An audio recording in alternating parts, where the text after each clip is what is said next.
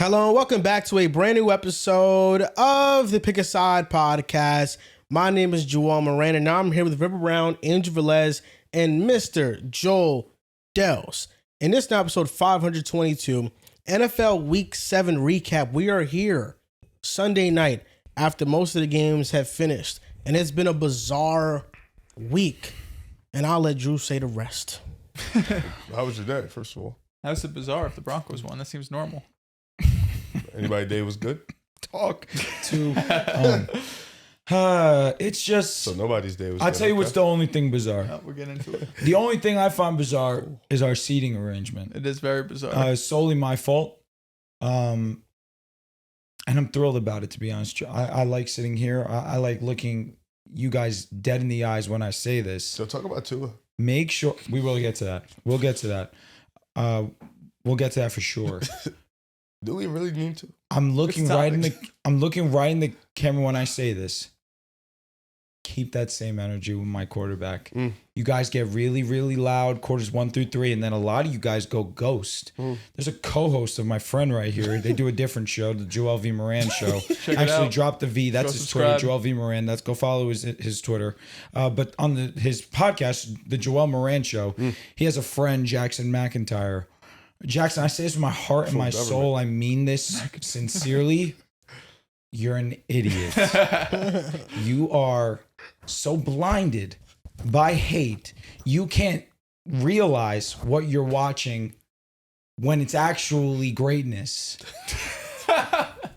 History we watched. 33 points in the fourth quarter. Over 200 all-purpose. 4 touchdowns by Bo Chapman-Nix. What did Spencer Rattler do today? Oh, you good tell question. me, Jackson. And Joel. What did Spencer Rattler do today, Joel? So I'll tell you this. You guys keep running your mouths. You keep saying all this, that, and the third. I don't give a damn. Bo Nix is my quarterback. Yep. he's happy about it. The Denver Broncos are first in the AFC West. First, baby. Don't look now. The Not Jets for are 0-7, may not win a game rest of the season. I'm taking over 0.5 wins. And what I know for a concrete fact, a lot of you guys are mad. So keep same energy. Keep getting your jokes off, because this is 2 times in 3 weeks where in the fourth quarter, a lot of you guys go mute. And I hate that for you guys, because at minimum, if you're going to talk shit while you're up, you should talk shit while you're down too. At least have dignity. So that's what I'll say on this. It's the Giants. I think they're a decent football team. They've beaten some really solid teams. Maybe I can't say it anymore because what the Chargers are playing right now is not solid football whatsoever. But I'll say this. Keep energy, because I will. What a way to start the show. How's everybody doing? I was doing good. How was your football day and whatnot? Were you doing Was good? Oh, shit. Did you enjoy watching the Packers play mover. football today? No. He hasn't enjoyed that in some time. It's been a minute since we've seen some really You know what? It's solid also been a Packers minute football. since we talked about the Packers. I'm excited for that. Talking about them today. I'm excited for that. It's a lot of noise for a team that's won a Super Bowl and dropped a couple games, but no noise for a team that struggles to beat bad teams and hasn't beat that team that's won a Super Bowl. Very interesting. A lot to talk about today. A lot of talk. I'd rather a team that plays up to the competition rather than plays down. I don't even think they know what playing up means anymore. Well, they do. They blew out the Commanders and the Lions. That was 4 weeks They ago. That's dominated feeling the a Lions. long That seems time almost a month ago. It happened. It You did know, happen, whether it but happened a long felt- time ago, it happened. Like the Lions Mahomes feel winning like a 3 Super completely Bowls. different team. Probably might have been a the while Packers ago, never but it beat the happened. Eagles. I mean, you No, got no, beat by bro, Drew Super Bowl. Lock, by Whoa. Jackson But not Darts. Jordan Love. Not Jordan Love. I mean, that's No. fine. I think that company Not Mahomes is fine there.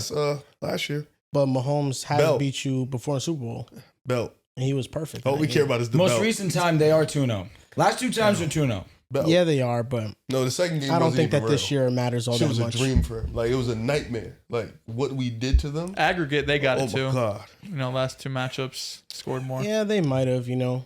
Might have. Aggregate, most definitely, Yeah. Eagles got it. Bro said might have. Like, No, it happened. Definitely. Like, do that. No, we just can doing some add it up. math. We Just can doing add some it up. math. 3-point loss versus what did they lose? What did they lose by? 1-1 in 20 the Super Bowl. last year.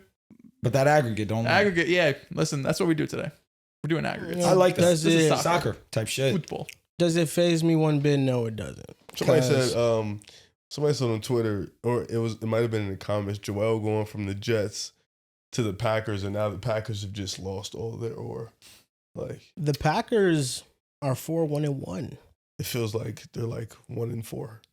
Sure, the Eagles are 6-2. It feels like 5-2. they're 5-2. 5-2. Did they have the bye week? Okay, This is week 7. You're right. Yeah, it's week 7. The Eagles are you. 5-2, and they've been outplayed in almost every game they've played. So How do you? I don't think that just got true. I don't believe that. Wait, what? It seems like the Jets are the only team that the record shows who they truly are. If I'm being honest, you look at their 5 wins. I think that they outplayed every team that they beat. I don't think so. Well, the Rams couldn't have outplayed The us. 'cause Rams second- could not have the outplayed second half, them. we were better. Tampa Bucs was probably team was the same break way. even. Tampa. Break even. Tampa If and you the said Bucs. Tampa, I wouldn't hate it. I disagree. I think it's break But even. both those games, it was one half the Eagles dominated, one half the opponent Correct. dominated. In Kansas City, they outplayed them too. Yeah, I played us in the fourth. You know what I mean? I You don't know think what it was I a mean? whole game thing. Cowboys for sure. outplayed the Eagles. I can say that. I kind of feel that way. I think that's fair. Yeah, that was another game where the second half the Cowboys were able to. Other than that, though, I think the Eagles have in their wins looked like the better team. If you want to say that, I mean, the bar was 5, and then you told me you're giving me the Cowboys. I know. so- I forgot about that. That's on Yeah, me. And you know. I thought the Cowboys were wildly impressive that day. I think Week 7 had a lot of pleasant surprises. I want to shout out Drew for having a really good week of Pick'em. It's not a surprise. I told you I'm here. I told you I'm here, and I'm going to keep climbing. Fuck you, Pittsburgh. Fuck you, John. You cost me a perfect week right now. So he did really good in Pick'em, but so did I, and so did you, and so did you, Riv. You were the worst out of all of us. Yeah, and I'm still number 1. You are? Well, he said we all did great. I want people to know that Joel fell off this week. No. He fell off. He didn't have to say that. Falling off is Dell's is at 10 right now, and I'm at 9 for Correct, the week. and Drew's at That's 11. falling off. Yeah, no. Drew had the best week. He's getting closer Are you to at 11 Yatu. too? Oh, brother. I I'm know I not picked the stopping Rams, at but I them. picked the Chargers too. So it might, It's a mountain to climb, but people climbing Mount Everest too. Well, I The thing have the about Niners me is today. that outside of 1 I week, got Falcons. Needed that. outside of 1 week for me is consistent 10, No, 10, you've been locked. 10, You've been locked. 10. No hating here. I'm a consistent 20-point per game scorer. I was That's what I'm gonna consistent do. too. DeMar DeRozan for sure. 9, 8, James Harden 2018 There you circle, go. type shit. Oh, But, yeah, you're the um, same as me, Rev. Oh, Drew had the Bro, Pittsburgh.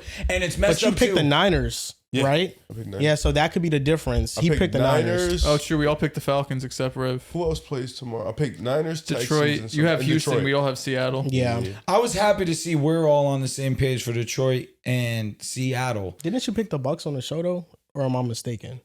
No, I definitely switched. Okay. I definitely switched because I wasn't sure what was going to happen with Evans. He's going to end Yeah. up playing. Buka might play too. And Buka might play too, which kind of has me sick, but the Lions are home. That's huge. This and this they're home. coming off a loss. next 3 games will make or break me. Texans, Seattle, sneaky. I'm Make in or a break. survi- I'm in 10 a, p.m. 10 p.m. kickoff. That's gonna be so hard to watch. I'm in a survivor pool. I didn't get my pick in on time. Ooh. I got forced into Seattle. There you go. Ooh. Okay. That's a good frisky one though. It is. I was going to choose KC. I would have been I chose KC. legs this up, week. chilling. Yeah. That was an easy one. There's only 4 people left in the pick a side survivor pool. I'm one of them. Let's go. Bring that home. We all won this week. Bring that So home. we're going Oh, to did week they 8. already? Yep. I always love when it's a certain amount of people, like it gets really, really small, but you guys just keep on and turning out the weeks. Yep. And our survivor pool last year, I think it got to like week 13 and it was 5 guys for like the last 4. Yeah. There's 4 of us left. Yeah, speaking about survivor pools right now, Splash Sports, our sponsor for the year, Yes, sir. has a new NBA Survivor contest that we're hosting on their app. The link is going to be in the description, and it's pretty simple. You have to pick a 20-point scorer every single night. And I think that it's not just one. I'm pretty sure it's 2. You have to pick 3. 2 of them that you have to lock in, and one of them is an alternate. So case there's an injury or in case, something happens, you can use that one. But we're going to do that for the NBA season. We'd really thank you and appreciate you if you can fill out that contest for us. The link is going to be in the description. We did a full NBA podcast last episode with the Eastern and Western Conference predictions. Fun episode. Some award And, predictions too. Yeah. So you guys should check that out. Also, make sure to drop a like on this episode and subscribe to the channel. Tell your friends about it. Let's talk about the Broncos and Giants. The Broncos beat the Giants 33-32, and Drew did an amazing job introing his feelings of the game. This was probably the best comeback of the year so far. I mean, the Broncos scored 33 points in the fourth quarter. And I think it all starts with the Jackson Dart interception. That interception gave momentum to Denver. Yeah. And in that situation, Dart throwing that pick, it completely shattered the team. Now you give the Broncos good field position. That's time on the clock that's not being taken off.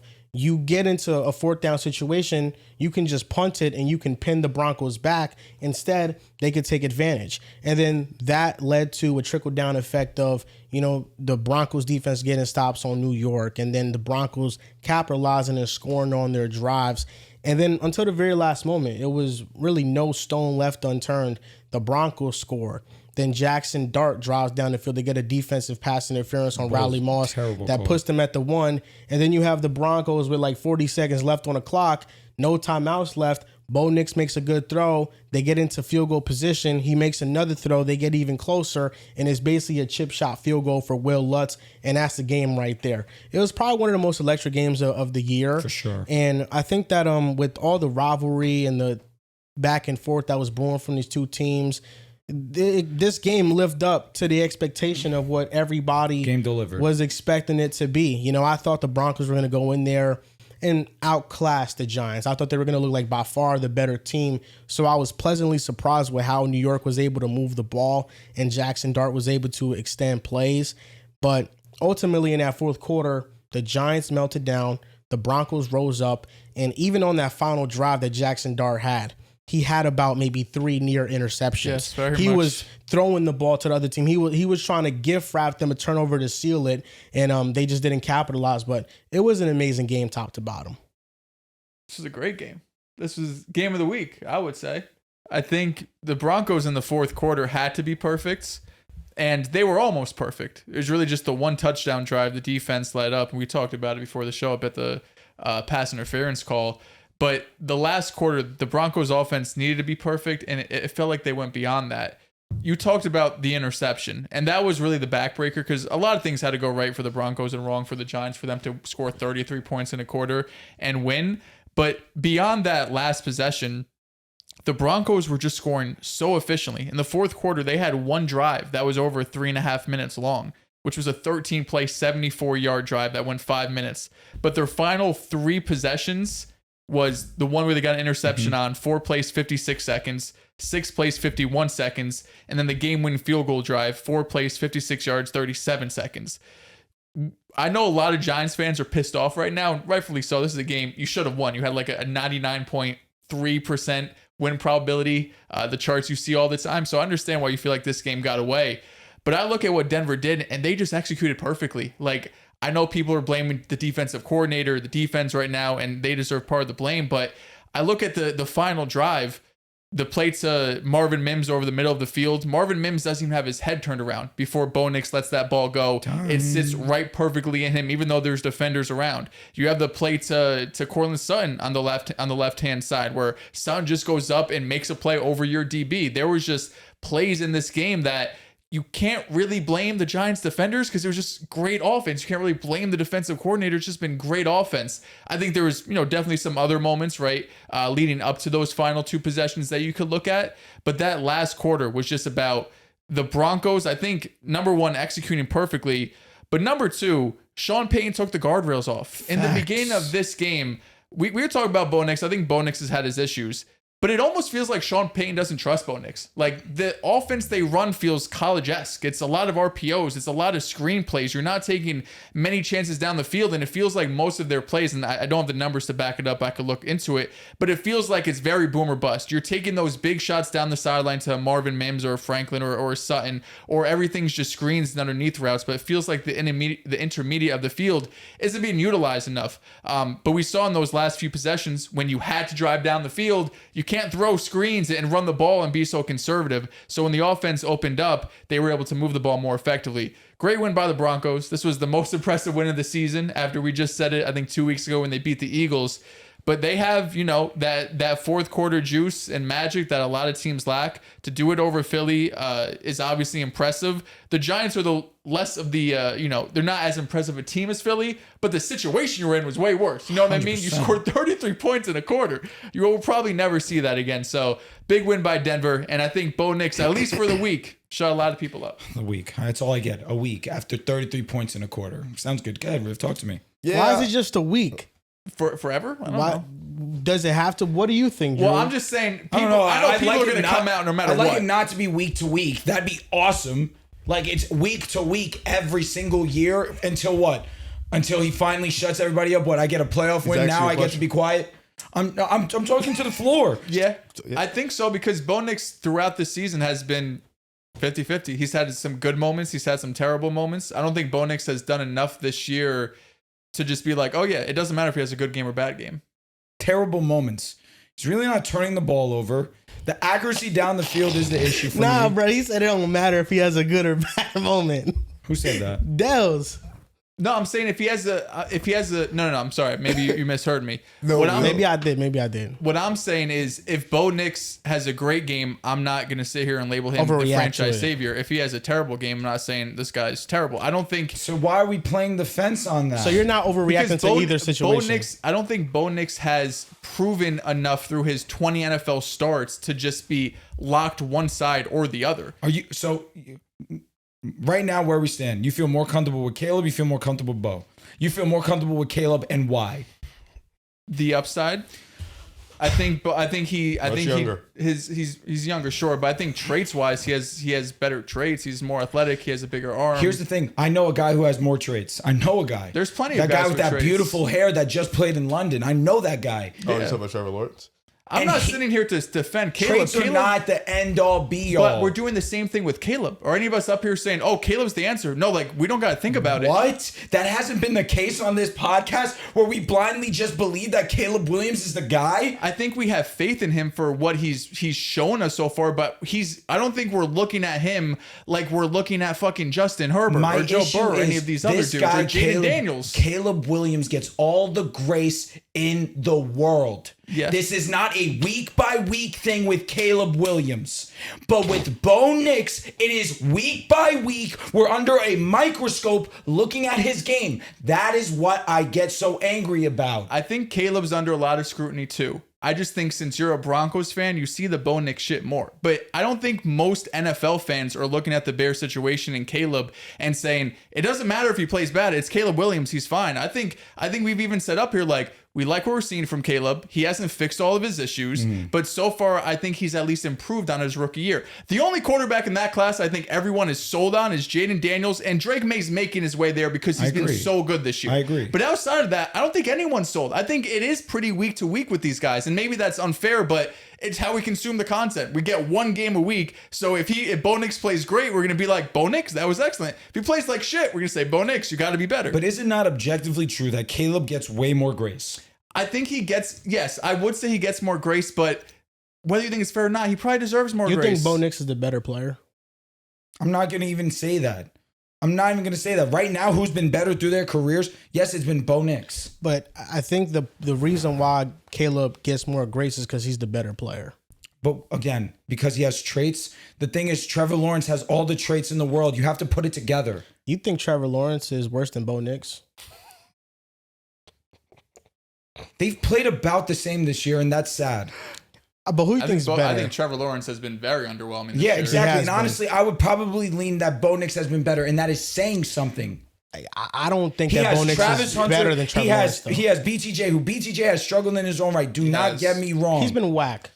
He's been whack. He's been very underwhelming. He's been They whack. both have. Like, let's just call a spade a spade. Brian Thomas Jr. has been probably the most disappointing healthy Receiver. wide receiver. Okay, I'll say that. He's been whack. I'll say that where he has the bad game against Cincinnati. He had a bad game today.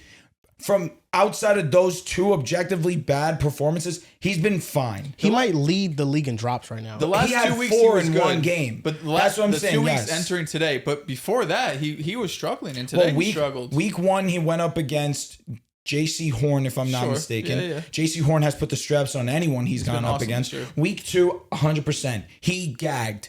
He gagged and got scared, and I can't believe he got That's the like Bengals. we're He's watching still him get the doing yips. that. He True, is. true. He's in his head. But outside of that, we've only seen him progressively get better. Today was a huge step backwards. And he got hurt in this game too. I know this is a Broncos-oriented topic, but like to me today, I didn't view Trevor Lawrence as the issue for the Jaguars. I viewed the penalties and the drops as the issue for them.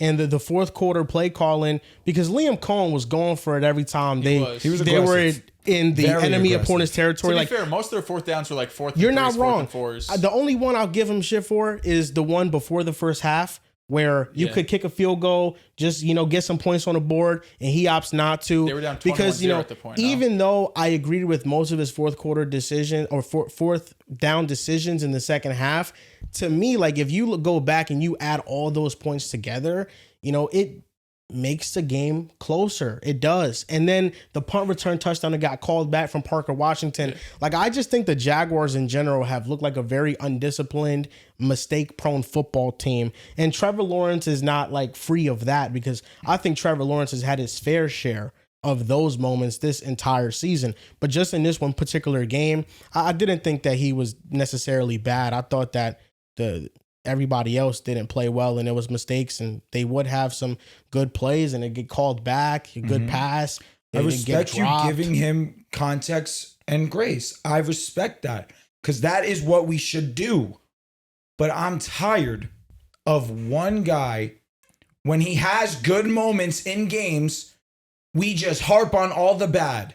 That's what I'm tired of. Well, I think we gave Bo his proper respect after the Eagles So game. then you have the Jets game. He was horrible. It was literally nothing in the first half. He was not horrible. In He the was second great in the half, first Sean half. Payton did nothing to Yeah. benefit him. I'm not gonna sit because and disagree again, with you. it is a big.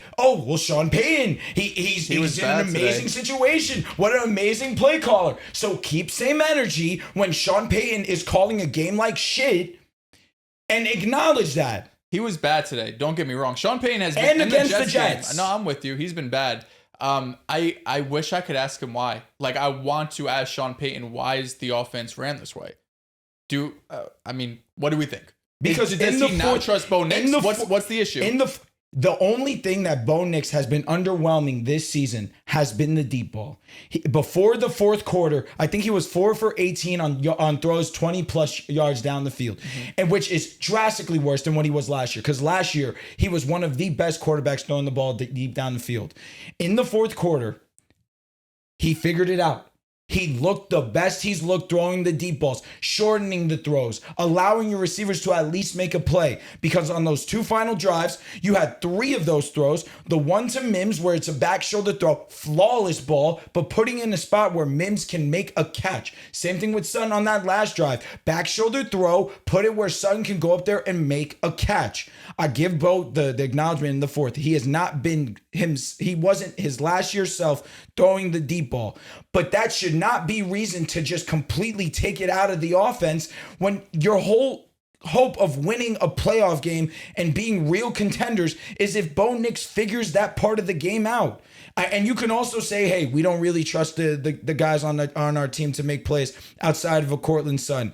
That's still not an excuse. No. Because you have to find a way to learn to get better from that. And the only way to do that is by putting them in these situations. Or trade for a receiver. We could look at this game in the future and say, hey, this was a turning point for Bo Nix and the offense and Sean Payton. That we finally took the handcuffs off him and we finally let him loose and let him play his game. Where I want to give Sean Payton credit for is how he managed the clock down the stretch of this game. He forced the Giants' hands on multiple occasions. He calls the 2 timeouts early on that drive right where Jackson Dart throws that INT. But it's third down. Now you know, hey, are they going to run the ball right now? No, they're probably going to pass it because there's no reason for them to continue to run out clock. They're going to pass the ball. Obvious third down situation passing. We go and we get that pick. Again, he does it on the following drive.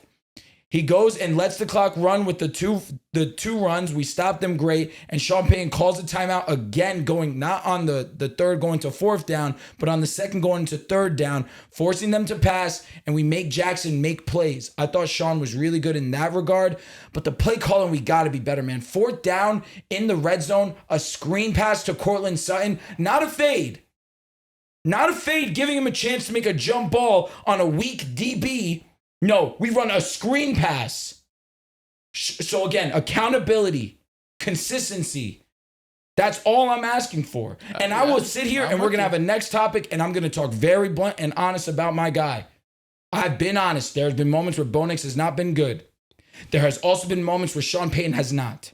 And that's all I'm asking for. I'm with you. Do you think that Bo Nix deserves grace for more than 1 week, Riff? First of all, yo, you put on for your boys. That was real loyalty right there. It's easy. They keep winning. That was real loyalty. They're doing my job. I'll say this. Comeback boys, the two big games in the sense of the expectations for the Eagles, obviously that game.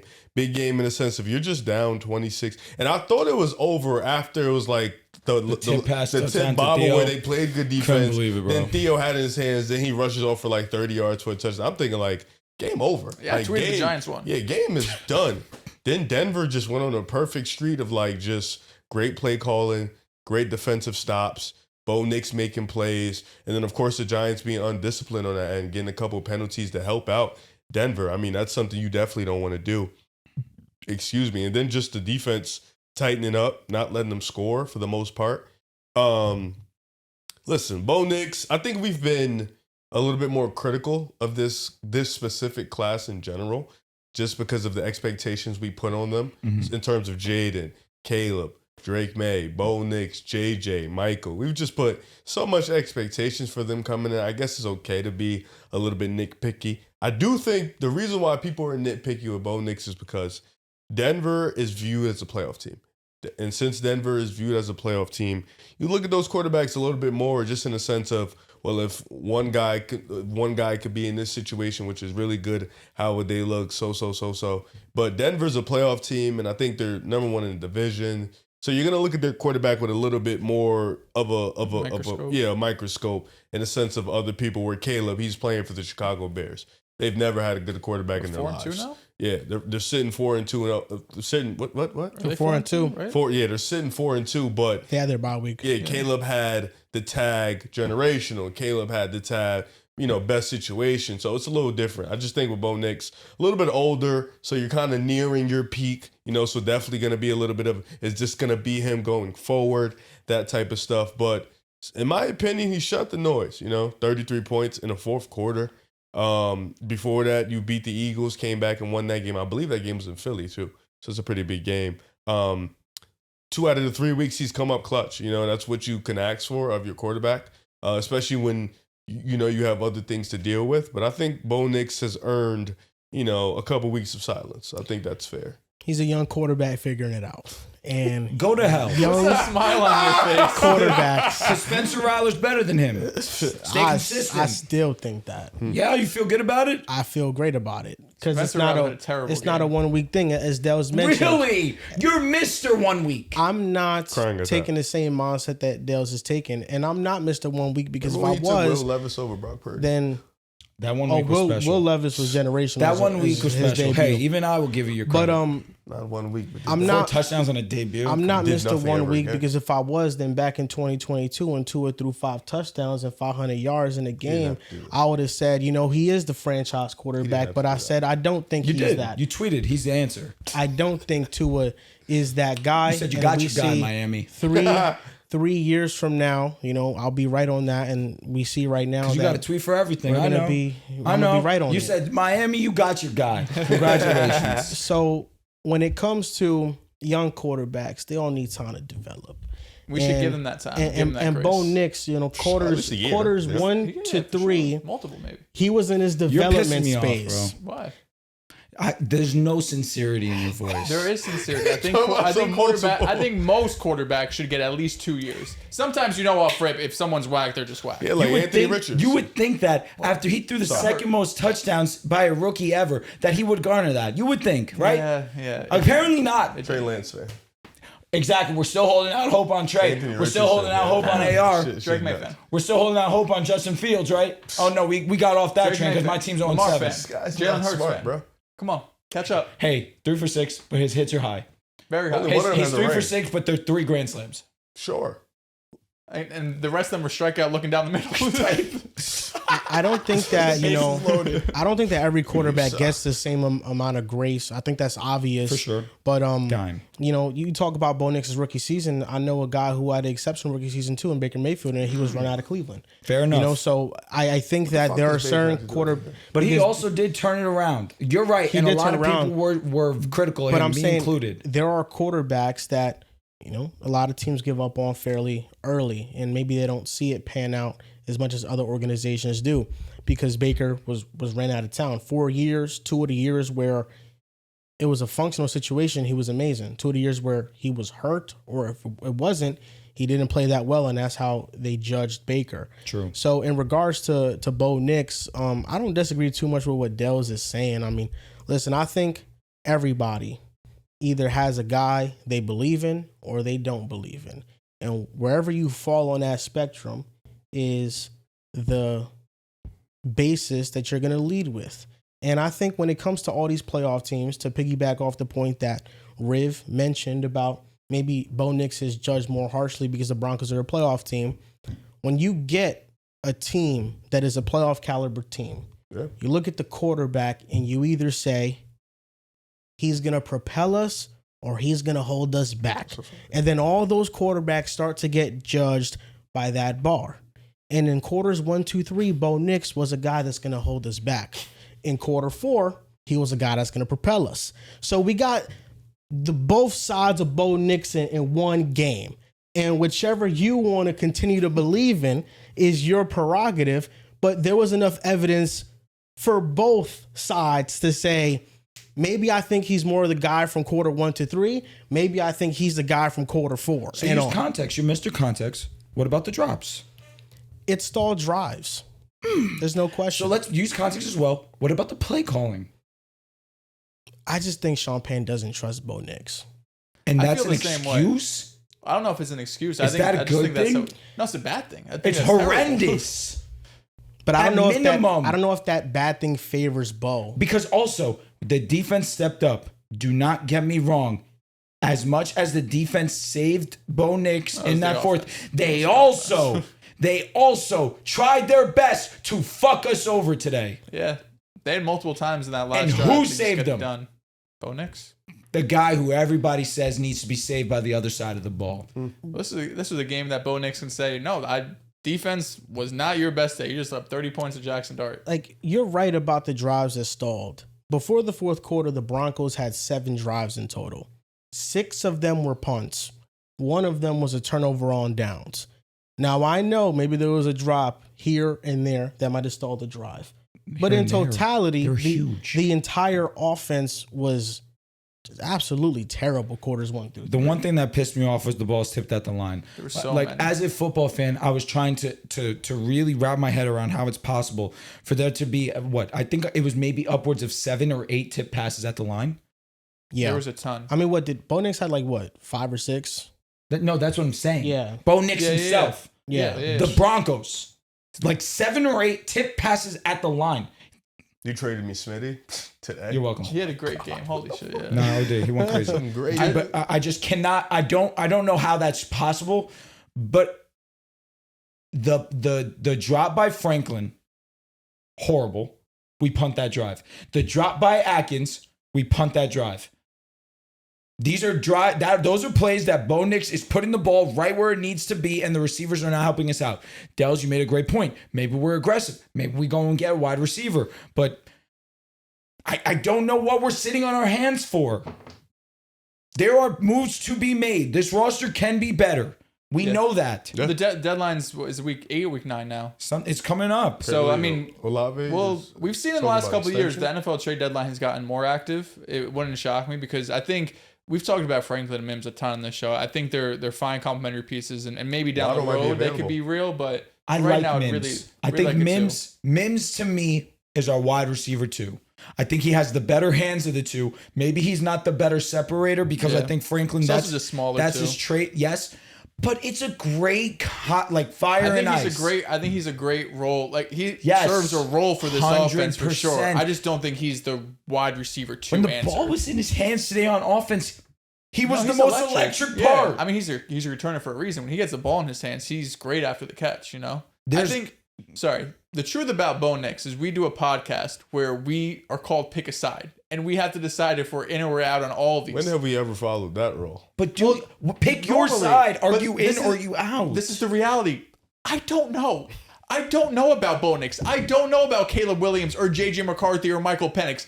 They might be fucking awesome. They might be out of the league in 2 years. I don't know. They have not done enough in either direction for me to sit here and say with conviction either way. Bo Nix made the playoffs last year. You had the number 1 defense in football. We were projected to be the worst team in the league. Correct. He threw the second most touchdowns a rookie's ever thrown in NFL history. Yes. We were projected less than 5 wins. And it was so impressive. And then when the season's going on, you're like, holy shit, Sean Payton's still one of the best play callers. And you all of a sudden have the best offensive line in football and the best defense in football. Bo Nix deserves his praise, but I'm not going to sit here and act like he backpacked this team last year. He didn't. He was great. I would never say that. And he played the role that they asked him to play. You said when you drafted him, if we get Jared Goff, that's great.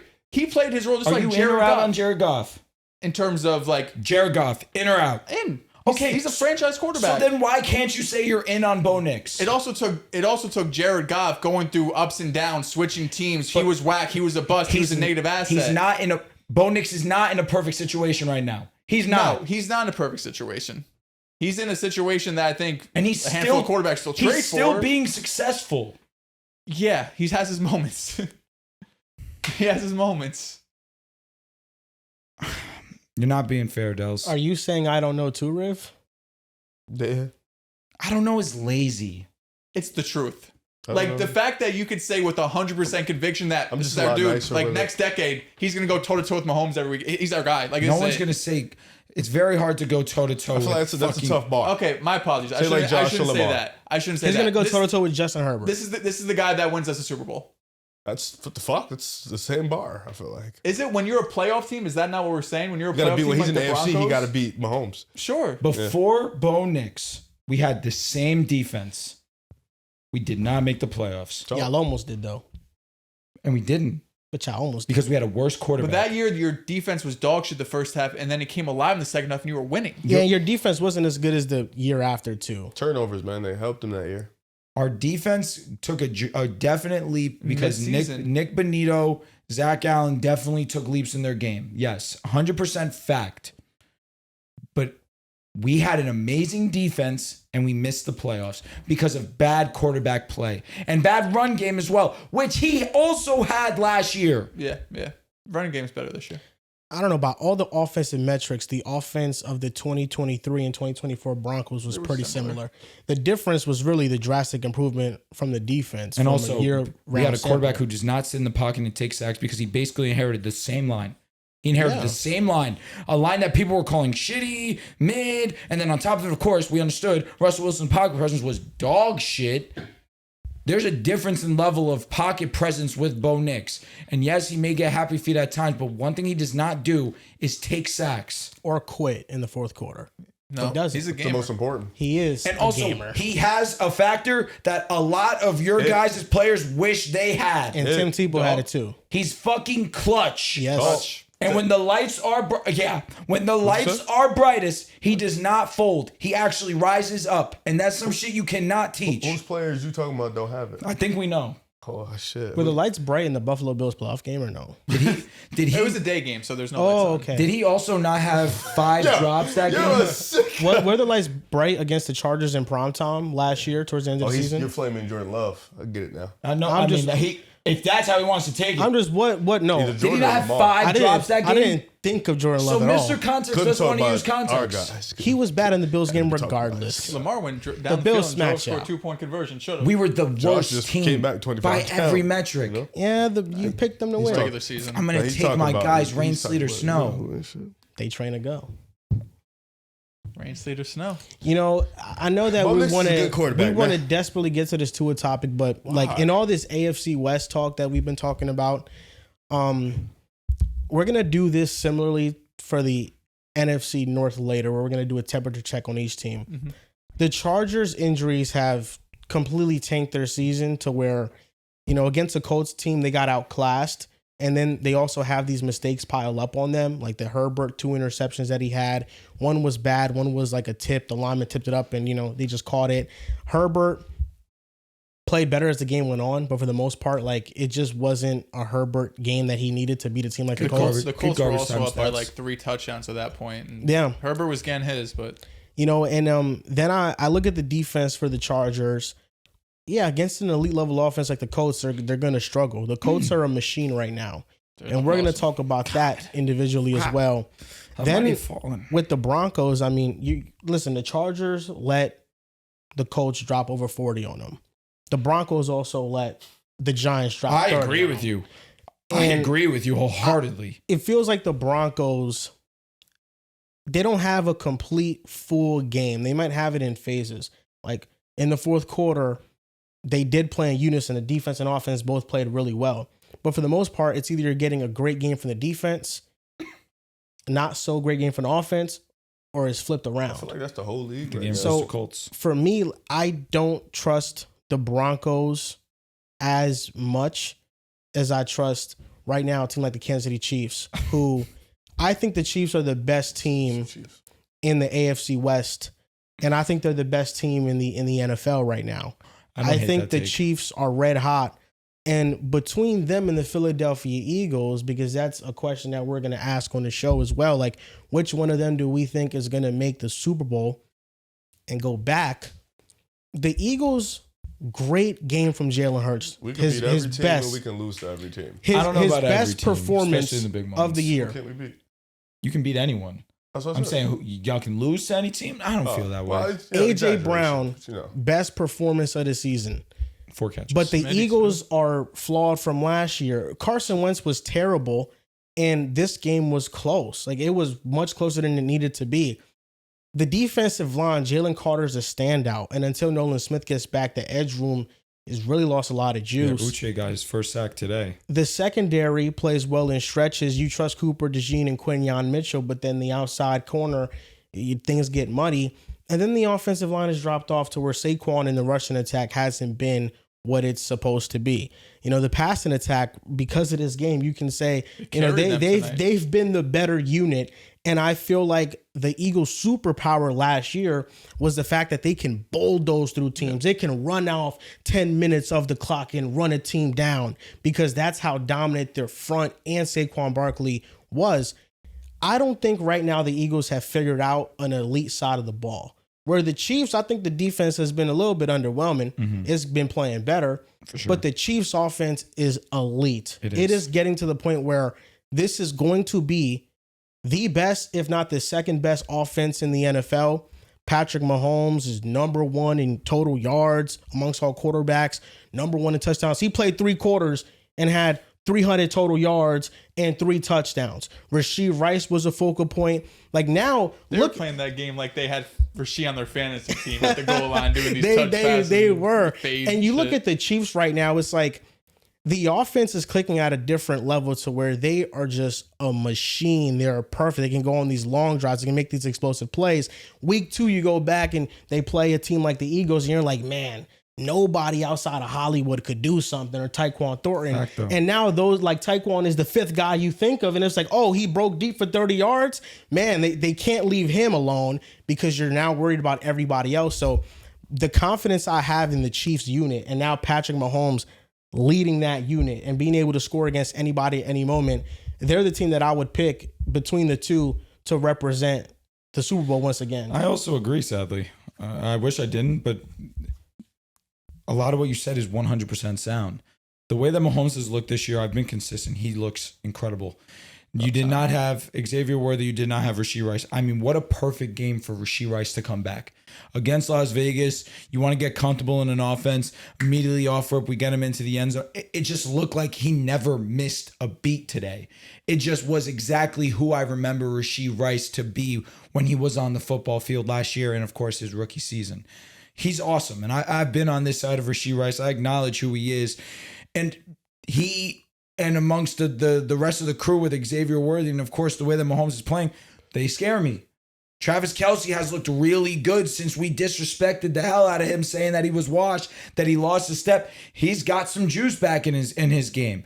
But that comes with when you get help and you're not the main focus for every defense. With Rashee back, I definitely like Kelce more. With Rashee back, I definitely think Xavier Worthy's due for more big plays. And you saw Tyquan Thornton make a nice catch in this game as well. Like the playmakers are still going to make plays. Juju had some nice catches this game. Hollywood gets into the end zone. Pacheco got into the end zone. They started involving Brashad Smith. They've got a decent amount of guys that they're really trusting to go ahead and move the ball down the field. But it really starts with the way that Fitzy has been playing this year. The defense definitely leaves something to be desired, but when you saw in the matchup versus the Eagles in 2022, it didn't matter that the defense couldn't stop the Eagles because Mahomes and the Chiefs were just going tit for tat with them. And if he has the last possession, more often than not, you think that 15 is going to get the job done. As much as I want the Broncos to be the team to win the AFC West, and I still will ride with us to win to the West, the Chiefs have been playing the best offensive ball next to Indianapolis. They now finally have their wide receiver one back. The Eagles' run game is not the same, especially when you look at the injuries they have to the offensive line and the fact that Mekhi Becton is no longer there. Saquon's being met at the line of scrimmage, or if not a little bit behind that. He just has to make something out of nothing. Today, he had some great plays where he's trying to shake off, but he's still only getting to the line of scrimmage or maybe 2-3 yards. And if he has a great run, it's a hold. It's been tough sledding for that offense. I still think that the Philadelphia Eagles will make it far in the playoffs. I have no doubt about that, 100%. But the Chiefs' offense looks great, and you just have to trust 15. What do you think, Riv? Chiefs, Eagles, who would you take? You know who I'd take. I do think it's weird, though, because I think the Chiefs have not found, but Mahomes has been great. Rashee Rice comes back. This offense is elite. Still feels like they're vulnerable a little bit. Still feels like they can lose. Yeah, it still feels like they can lose these games. Joel, you mentioned a lot of things that were true about this Eagles, team in general. Yet they still find a way to win these games. It's a fact. So if it's just head-to-head matchup, of course, in theory, you take Mahomes. You take the quarterback you trust the most. But the Eagles have found a way with a weak run game, with an inconsistent passing game, with no second corner. Cooper has to play on the inside, but love for him to play on the outside. I'm wondering why don't they? He's everywhere. He's just so elite in the nickel. He's everywhere. Like he's rushing the quarterback. He's in the run game. He had a great pass breakup on Jet in the end zone. He's just all around. But whether it's the second corner, whether it's the pass rush, all these things have been an issue. And we're winning these big games. Beating the Rams, beating the Bucks. Just beat the Vikings. So I think it's a tough question because my fear is not getting to reach our potential and knowing what we are truly. Because like you mentioned, the Chiefs, elite offense. They have Mahomes. They have weapons coming back. With the Eagles, probably should be elite, but it's not. You know what I'm saying? And today was the first. It felt like a really good sign of good things to come, especially with the passing game. The thing with Philly has always been its run game. Going behind that offensive line, and if they figure that out, they figure it out. But today, just with the passing game, the way Smitty was used, he should be used all the time. Granted, AJ only got 4 receptions, but they were 4 of the biggest receptions of the game. 2 touchdowns, and then he had the big play at the end on, I think it was 3rd down, where Hurts got blitzed, just threw it up. AJ beat Isaiah Rodgers for 40 yards. I think a big play. So. I think it was a good sign. Hurts was great. Against a Brian Flores defense, so you got to love that. Definitely gives you a little boost. But if Philly goes out there and they got Detroit coming up soon, Green Bay coming up soon, and they win in an old-fashioned, ugly Philly game, then I don't know how you can say you don't trust him. Because even though I they do trust show, him. no, I'm saying even though they do show these flaws, they keep winning all these big games. You're right. Yeah, I trust both of these teams. I mean, if we did power rankings, they're probably top 3, top 4 teams coming off of this week. But just real quick to talk about Saquon, because I do think that's the biggest story from this Eagles team. We could 100%. talk about the passing game struggling, and I think that's valid, even though Jalen Hurts had 158.3 passer rating, which Demon is perfect. home. But Saquon Barkley, this was entering today. He was contacted behind the line of scrimmage 53% of his carries. It's the 6th highest rate. And in this game, the Vikings had been, we talk about their defense all the time. They've been a good, which is funny today, but they've been a good passing defense. They've been a defense you've been able to run against. Coming into this week, they allowed 4.5 yards per carry. That's 22nd in the league, and 130 rushing yards, 24th. Remember the game they had against Atlanta a few games back where Bijan just went crazy, had a breakout game, and we're looking at him all of a sudden like the best running back in football. It's been a defense you've been able to run on. It's not the case today for Saquon. No. Good win for the Eagles. I'm not trying to take anything away from them, but I think this is like a real concern, right? If you get healthier, especially up front, I think you should have some improvement, but it's hard to envision a world where they're getting back to anything close to that last year. To be fair, it was a historic one, right? But nonetheless, this is going to be an offense that, whether they want to or not, they're going to have to rely on Jalen Hurts in this passing game. And when A.J. Brown and Smitty are making big plays like they were today, and Dallas Goedert, who'd been great for the whole regular season, it looks really good. But we've also seen moments where the passing offense can get really lethargic and there's just nothing creative about it, and you're misusing some of the best weapons in the NFL. So I trust Kansas City more right now because what I'm seeing from this offense. This is an offense that when you have all of your weapons out here and Mahomes is playing at this level, they should be viewed as the best offense in football. They should be viewed as the most feared offense in football. That's the level they're playing with. And I still feel like there's another level to them because I still don't trust their running game. Whether it's Pacheco, Kareem Hunt, they've been better and they looks like they've had more juice over the last couple of weeks. But I still don't look at them and say, oh man, we really got to shut down Pacheco today. Like, if I'm a defensive coordinator, I'm going to this game, easier said than done, saying, listen, man, Pacheco and Kareem Hunt, if they rip off 70-yard runs, all right, whatever, we got beat. But we got to find a way to limit this passing attack and limit Patrick Mahomes in the pocket. Mm-hmm. So if there's a world where they do get aggressive at the deadline and really make an upgrade at running back, we're talking about an offense that really can't be stopped because the way Mahomes is playing this year without his weapons, we saw Rashid came back in, did exactly what he's been doing for the first 2 years of his career. They look great. They look like the best team in the AFC. So between those two teams, I would still take KC. And that non-fear factor of the Chiefs' run game, it shows in the numbers. They play with the lightest box percentage in the NFL. Defenses are not concerned with it whatsoever. Shockingly, the Chiefs this year have been first in EPA per play per rush, but that's been entirely because of Mahomes' third down rushes that he generates and how good he's been on the ground this season. I think the Eagles' offensive line has just regressed. I don't think it's only a personnel issue. Losing Mekhi Becton hurts, but Tyler Steen has been all right. It's the fact that Jordan Mailata looks worse than last year. It's the fact that Landon Dickerson is playing through like multiple injuries right now, so he's taking a step back. Should have missed the start of the year, man. They didn't ramp him up in the proper way, and now we see those things are lingering on with him. So I feel like those are where the problems lie. But the Chiefs are empowering their best player right now. And when you can empower your best player with all these weapons and a lot of offensive scapegoats that you can go to, then I think it just opens up everything. And that's what we've seen from the Kansas City Chiefs. But the Colts are the best team in the league record-wise right now. Mm-hmm. They're 6-1. They're so awesome. They're great. They just beat the LA Chargers. Felt the ass. In a game that ass. It wasn't close. Was it? 48 they ended up scoring? 38-24. 38, my apologies. And here's the thing. Daniel Jones was awesome today. I don't even care. Jonathan Taylor's a demon. 3 touchdowns. Bro, if you... Didn't TJ have 2? Mahomes has been amazing. He had 3. Mahomes has been amazing. Jonathan Taylor should be second MVP. I'm not mad. He has been otherworldly. He hasn't been backpacking because that's selling Daniel over Jones Patrick short. Mahomes? No, number 2. No, I said number 2. Oh, okay. So you're putting him over like Baker Mayfield. This guy has been unbelievable after contact. He has been amazing in space. He breaks one tackle. It is a 20-yard run. And his way to get into the end zone is relentless. He has an argument for 3. I don't know about 2. Baker's 2 for you? Yeah. I'm fine with it. Yeah. JT has just meant so much to the number one offense in football. That's valid.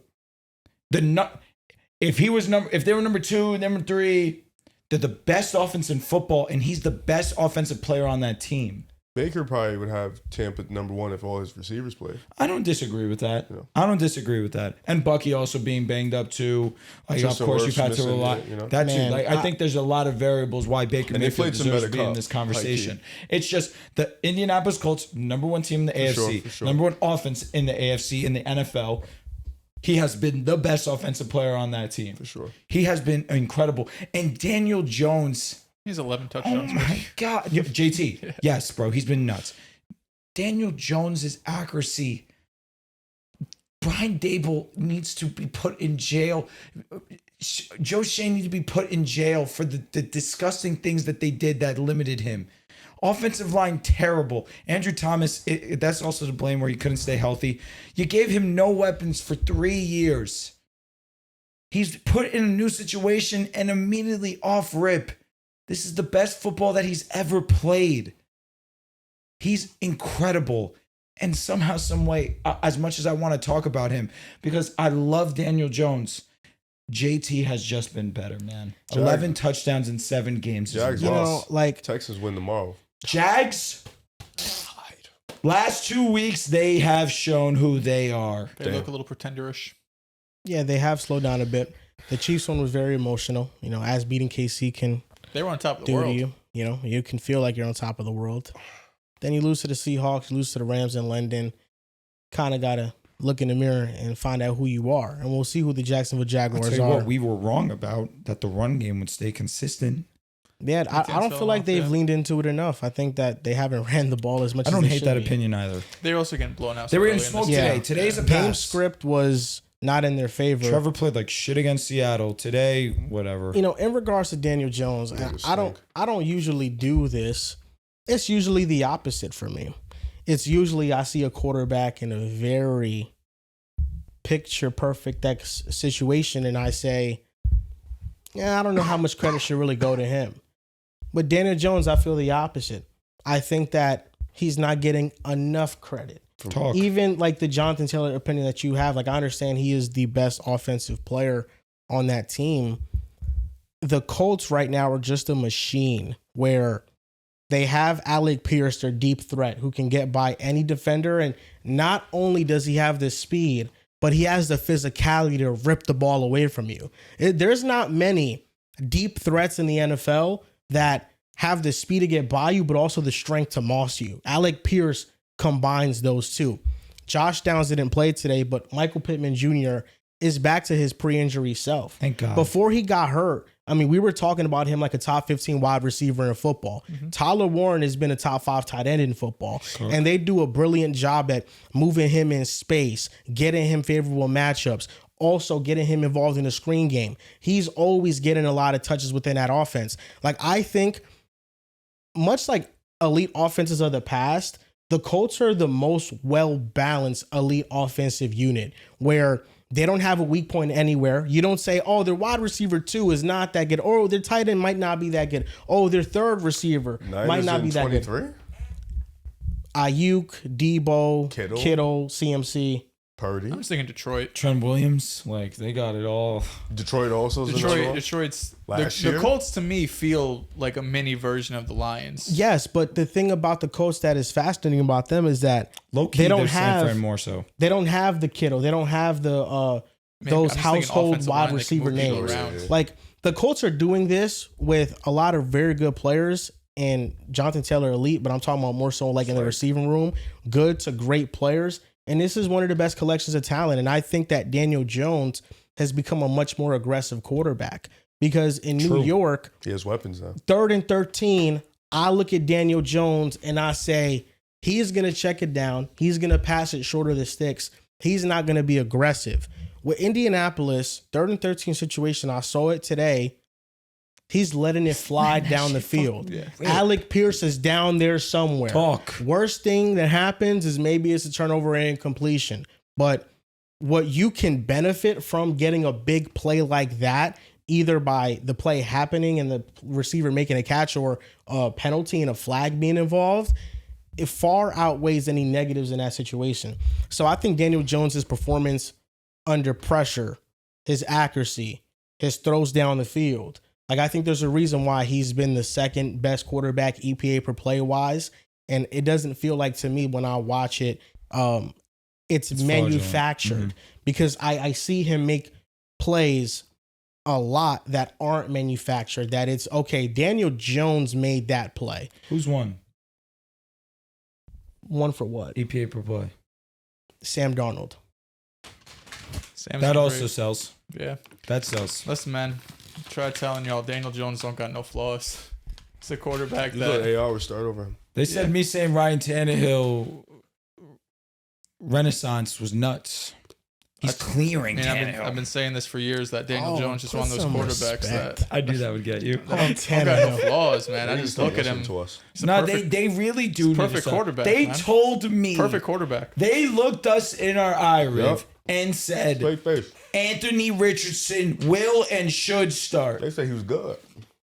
Now he's on IR because he injured his eye. Yeah, and like warm-up. He's never getting that spot back. This shit's over. Oh no! With the Colts, he's cooked. He's so cooked. I think AR is one of the most injury-prone quarterback I've ever seen. He gets injured on anything, and he's massive. I don't feel like he should be. I mean, he's taken some brutal hits. The what's it called? Getting injured in warm-ups is where I draw the line. It's crazy, and just the injury too. It's like your eye. Like how? I don't even know. That was like K1. Well, K1 also got Did injured they with say something how else, he but- got hurt? I don't know how he got hurt. I'm Remember trying to when find John Wall it. got hurt in the bathroom? No. That one season? Oh yeah, he fell and I think ruptured his Achilles. Yeah, from the bathroom, he ruptured his Yeah, Achilles. he missed the whole season because of that. And the Wizards with Ash and Teddy shot you. And he was never the same, man, Yeah, bro. unfortunately. Ruptured Achilles using the bathroom is And nuts. yeah, he fell in the bathroom. That shit was crazy. You really hate to see it. That's an insane fall. You know, But when it's you see how people injure their Achilles, it look like it can happen by doing anything. Bro, Dre Yeah. Greenlaw popped his Achilles running out Yeah. into the field. Yeah. Jogging it, for being honest. It's not even like he tried to make an explosive move. He just kind of That- got up and like jogged. That right there kind of puts an asterisk on the Super Bowl. You know what I mean? Okay, God forbid, it's a man. big play. That ever Big happens player. to It's a any of huge us. player. It's he got hurt. The Chiefs started moving the ball. Yeah, would have thought. He's gonna do it anyway. But I think just talk about the We don't Colts know again. We don't. I do. I think the Colts they've proven that this offense is going to be elite, and I had my doubts obviously about Daniel Jones. I think most sane people had their doubts about Daniel Jones in this offense. But I mean, we're halfway through the season, and we mentioned he's number 2 just behind Sam Darnold. After this week, shit, he might be number 1 depending on what Sam does.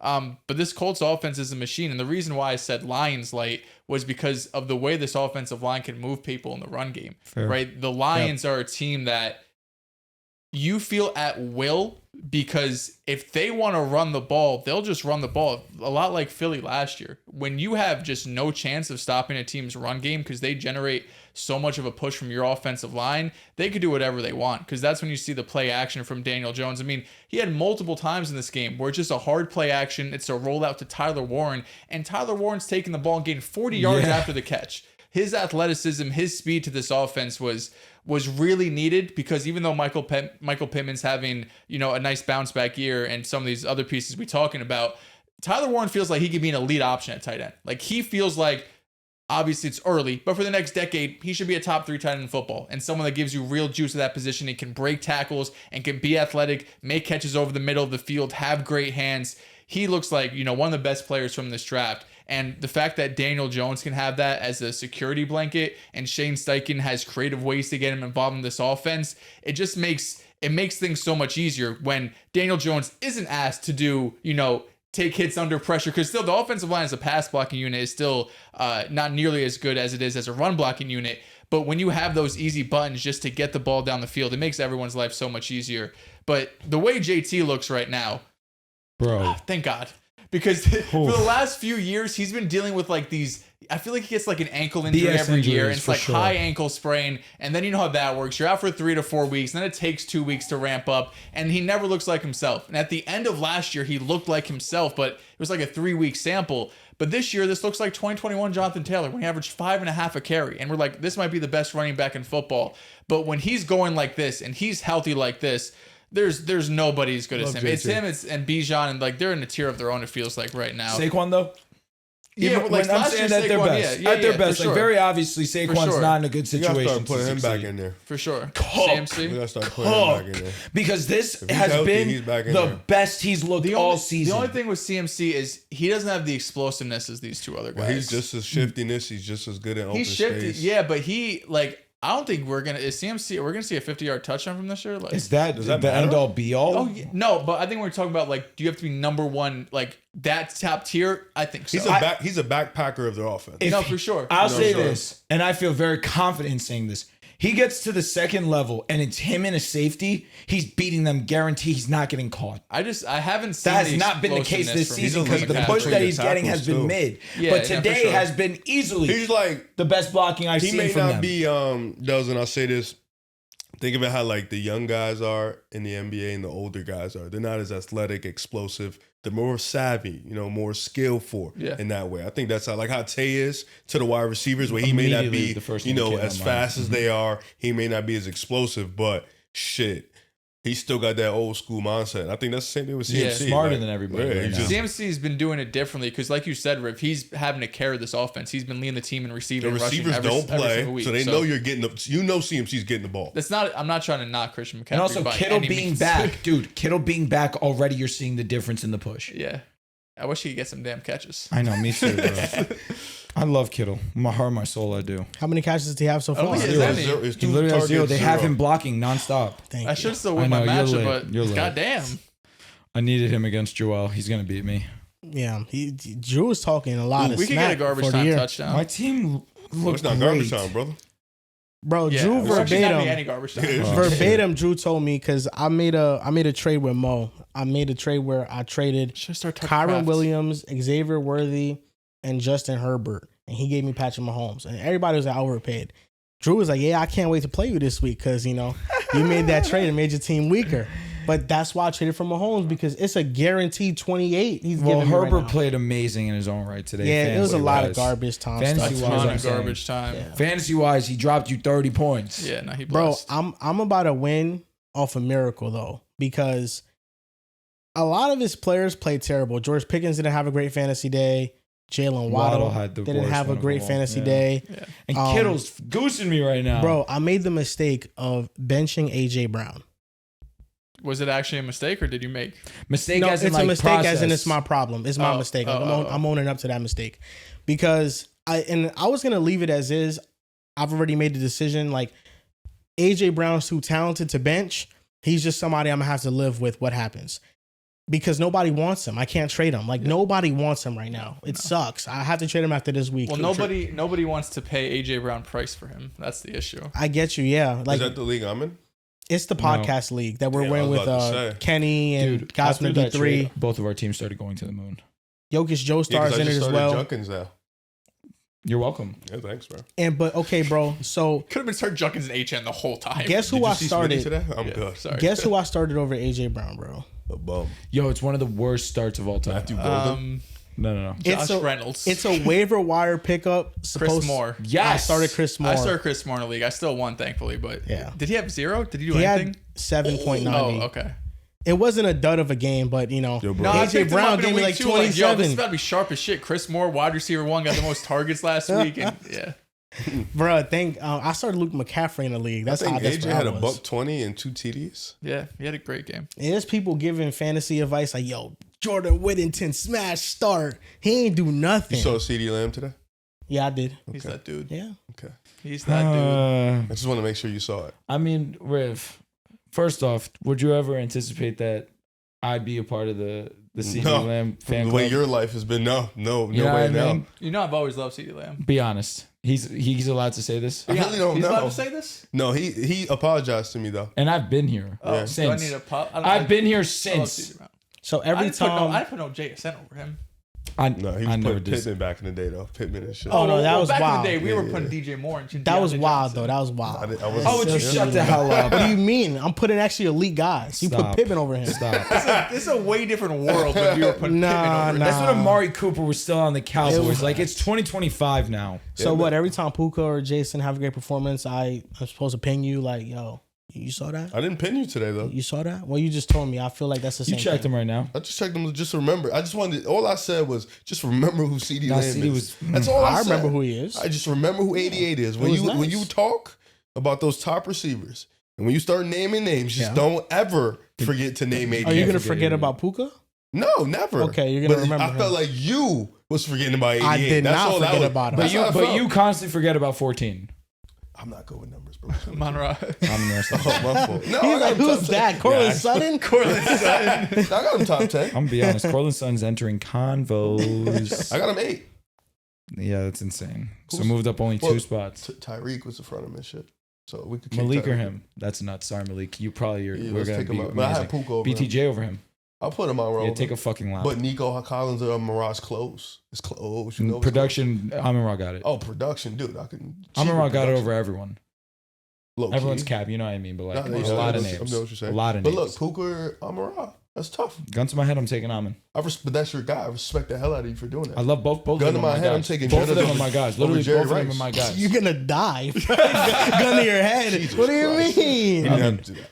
Puka's Me? better than Amon-Ra. The numbers give me Bro, Amon. gun to my head, I'm taking Justin over Jerry Rice. So I get Type it. shit. I respect I that. get that. You ain't Like, see Jay I've Rice, been here in though. the I mud don't with need to. Amon-Ra. I've seen Jettas. I've been here with Amon. I've been here with Puka. But Puka made it easy. You know what I mean? Like Puka nice. Puka nice. Puka literally Just made it all I easy. wanted you, because I feel like you don't be trying to disrespect 88. You just forgot about 88. You did, And I just low-key. wanted you to remember. I did Low-key. not Yeah, forget so about I nobody. just felt like you were Low-key. speaking Very intentional. and you forgot like who No. 88 really That is. low key is worse. You know? Mm-mm. I think it would rather be better that you forgot as opposed to I intentionally. mean, yeah, you didn't forget. You just did that on your own. I did. God bless your soul. But No, because I said that they're in the 88 same is tier 88. as him. Puka Nacua is in the same tier as CeeDee Lamb. yeah, you didn't I say said that it at first. is Jefferson is Chase. There's a gap. You think CeeDee Lamb's with the Jefferson and Chases? Then tell me you think so right now. Nah, don't try to flip this on me. Jamar's So the you best in the don't league, you don't bro. think so then? Jamar's the best in the league. I think the Jettas and Chase are in a different tier. Well, Jamar Chase has also produced recently with backup quarterbacks to a That's level all they were that asking. we've never seen Justin Jefferson have 18 receptions with a backup quarterback. I mean, I mean, he Sam had- Darnold he had came 100 in- yards with Wentz. In less receptions. He's a former MVP candidate. No, honestly, I don't think Joe Jettas- Flacco won a Super Bowl. I don't Right. think Jettas has ever had 18 receptions or 23 targets. Like genuinely. No, he's never had 23. Yeah. 20. Listen, I fuck with it. Give the best player in the world the ball. Like I Make want comments Jettas on to the get 30 complicated, t- yeah. targets. Like I don't care. I respect Jamar's another one, man. Yeah. That's my brother. it. He's Demons. awesome. That's my I brother. root for Jettas though over Jamar. That's always my That's one your at heart. order? That's, That's my your one order? at heart. That's my number one too. Is Justin Jefferson. Yeah, no, it should be. I think I it's won't go it's into a it any toss-up. further. It's a toss up. I really I don't. won't go Listen, into it I'm not any mad whoever you further. got. Listen, But to me, they're- those are the clear They're, top they're two. both demons. You Like, could right your wrongs and put them one. They're both demons. Jefferson has just done it for a longer period of It's time. like Julio or One AB. year. Literally one more year. And I Chase also just has think like a banged up year. and in he's there or something, produced that's in all. different So in does more Jettas. situations. I think he's produced in Does worse he? quarterback Not the situations. Jamar's He level missed though. 7 games. With Jake Browning, he put up 1,200 yards. When? With the year with Dobbs. The and numbers shit. dropped off He with missed Drake 7 Brown games. on a per game basis. Yeah, the numbers have dropped off with Double Jets. check that. What? Post Sam Darnold, no. Yeah, but he played with Kirk Cousins too. He played with Well, Kirk Cousins was. Josh Dobbs. No, his best year is with Kirk. But Yeah, you're Kirk right. is great. He played though. 10 games. But he's not 2023. Burrow. Yeah, I know what I'm talking about, bro.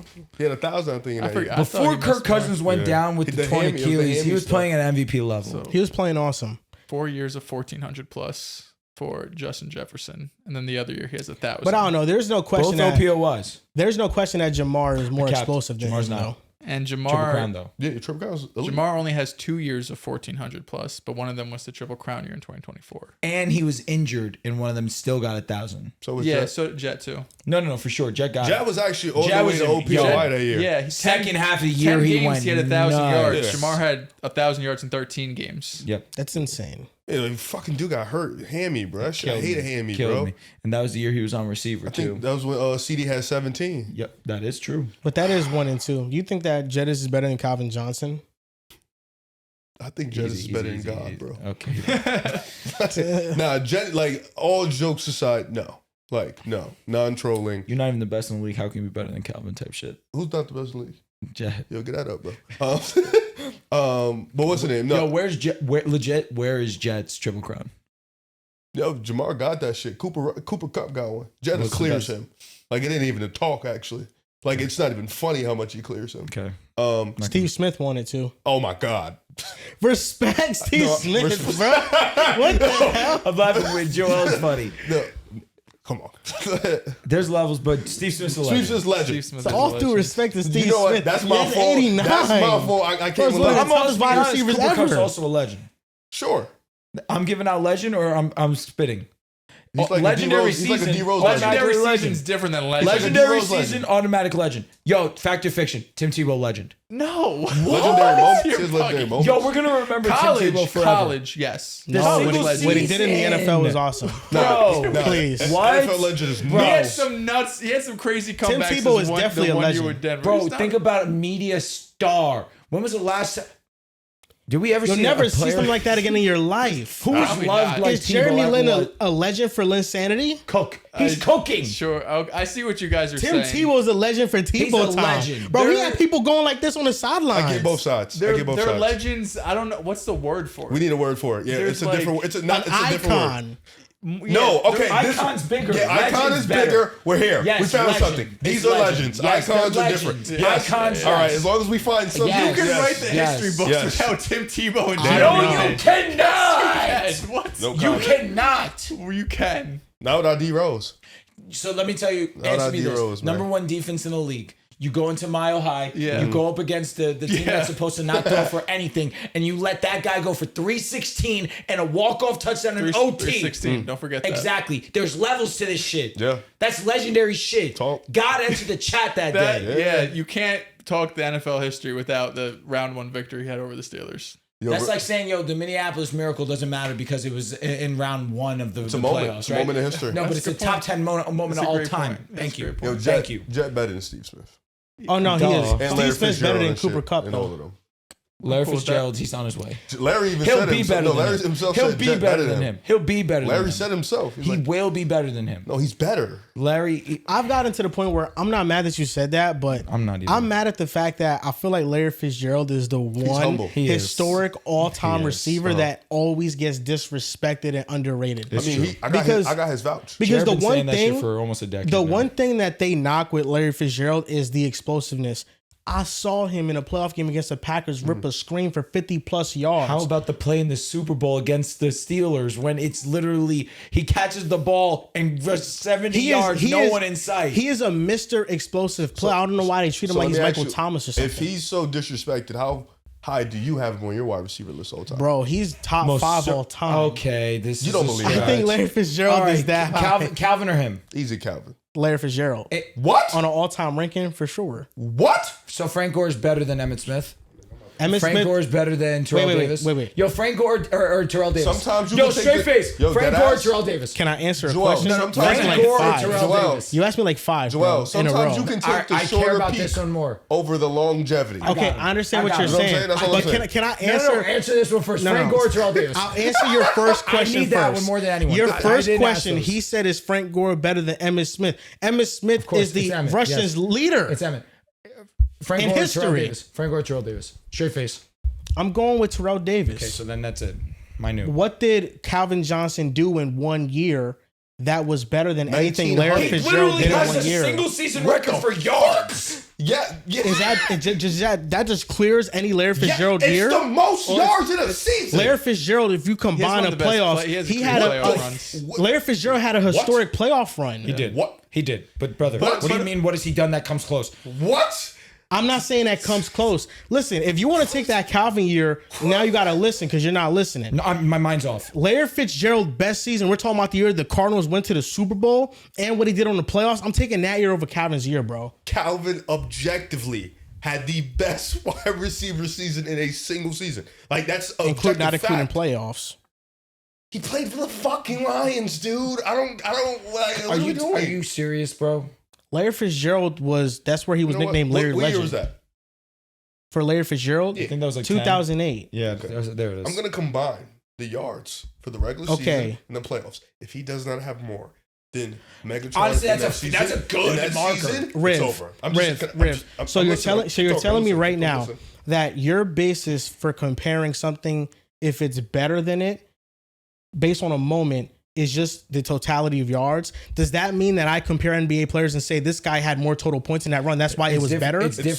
so It's different. different. No, when it's not because because Calvin Johnson. No, it's not different because sometimes the moments you have on your way to getting those numbers, they matter. It's different because NFL statistics is much different than NBA. You don't talk about Are you gonna go down and measure all the times the Lions were losing and getting blown out in the game and Calvin had garbage time numbers? Are you gonna count that too? So you're just accounting for the total yards. 2008. Bro, he's getting triple team. I don't care. I'm doing the math right now. All you got to do Don't is you go to worry. Larry Fitzgerald's playoffs and then go He to might the have done it, year bro. He might have done it. he had those playoff numbers. He That's might have it. done it. Because he had like 400 in the he had playoffs. two. 546. He had 1977 total playoffs and What about the touchdowns? 7 Calvin had touchdowns. 1964. Yeah, bro. I'm be honest with you.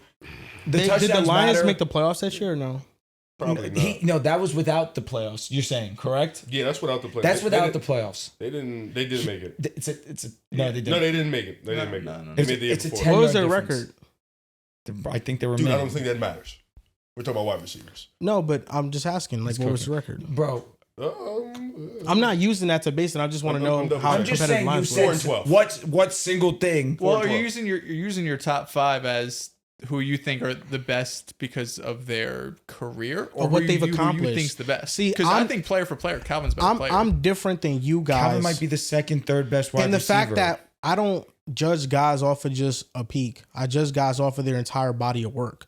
Larry Fitzgerald had an amazing peak. He had one of the best peaks, especially Calvin when you. retired early too, though. I understand, but that's his choice. But he in his Crying tenure at that. in the Am NFL. I gonna knock Larry Fitzgerald for not retiring early, or if fair. anything, it should boost him It's that he played longevity- it's longer? longevity versus Calvin MVP. didn't want to do it no more. I understand that he still reached the levels that he did. He has the yard totals that he does. He's still in the record books the way that he is. And Larry Fitzgerald is top 3 in receiving yards all He's an time. absolute legend, without a shadow of a doubt. And he is also had elite peak seasons too. Yeah, Larry played It's over just not 130 Calvin. games more than this dude. It's just not Calvin.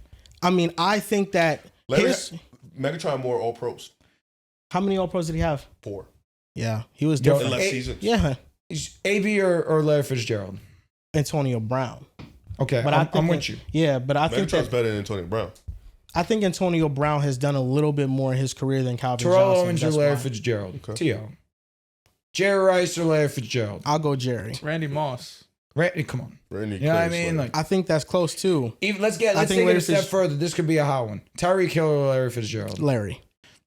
Tyreek has back-to-back 1,700-yard seasons. She's just not better than Larry Fitzgerald to In me. the playoffs, he was elite too. The combinations of his sure hands, his route running, his explosiveness, the quarterback play he played with.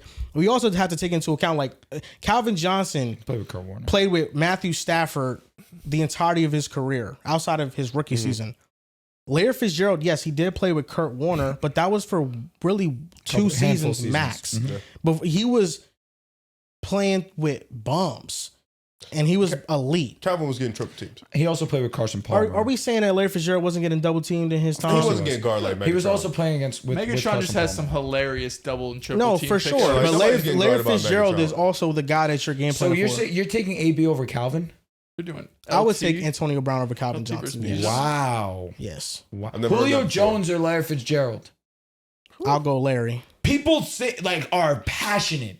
Julio is better than AB. I don't agree with that personally. He's 6'4", 6'5", and can move like him. Like Julio's different. I would take Julio over Larry. I think Julio, close. yeah, he's around that height. That's close. I think he's Julio like is 6'2", just- 6'3". he's I think Julio's 6'3".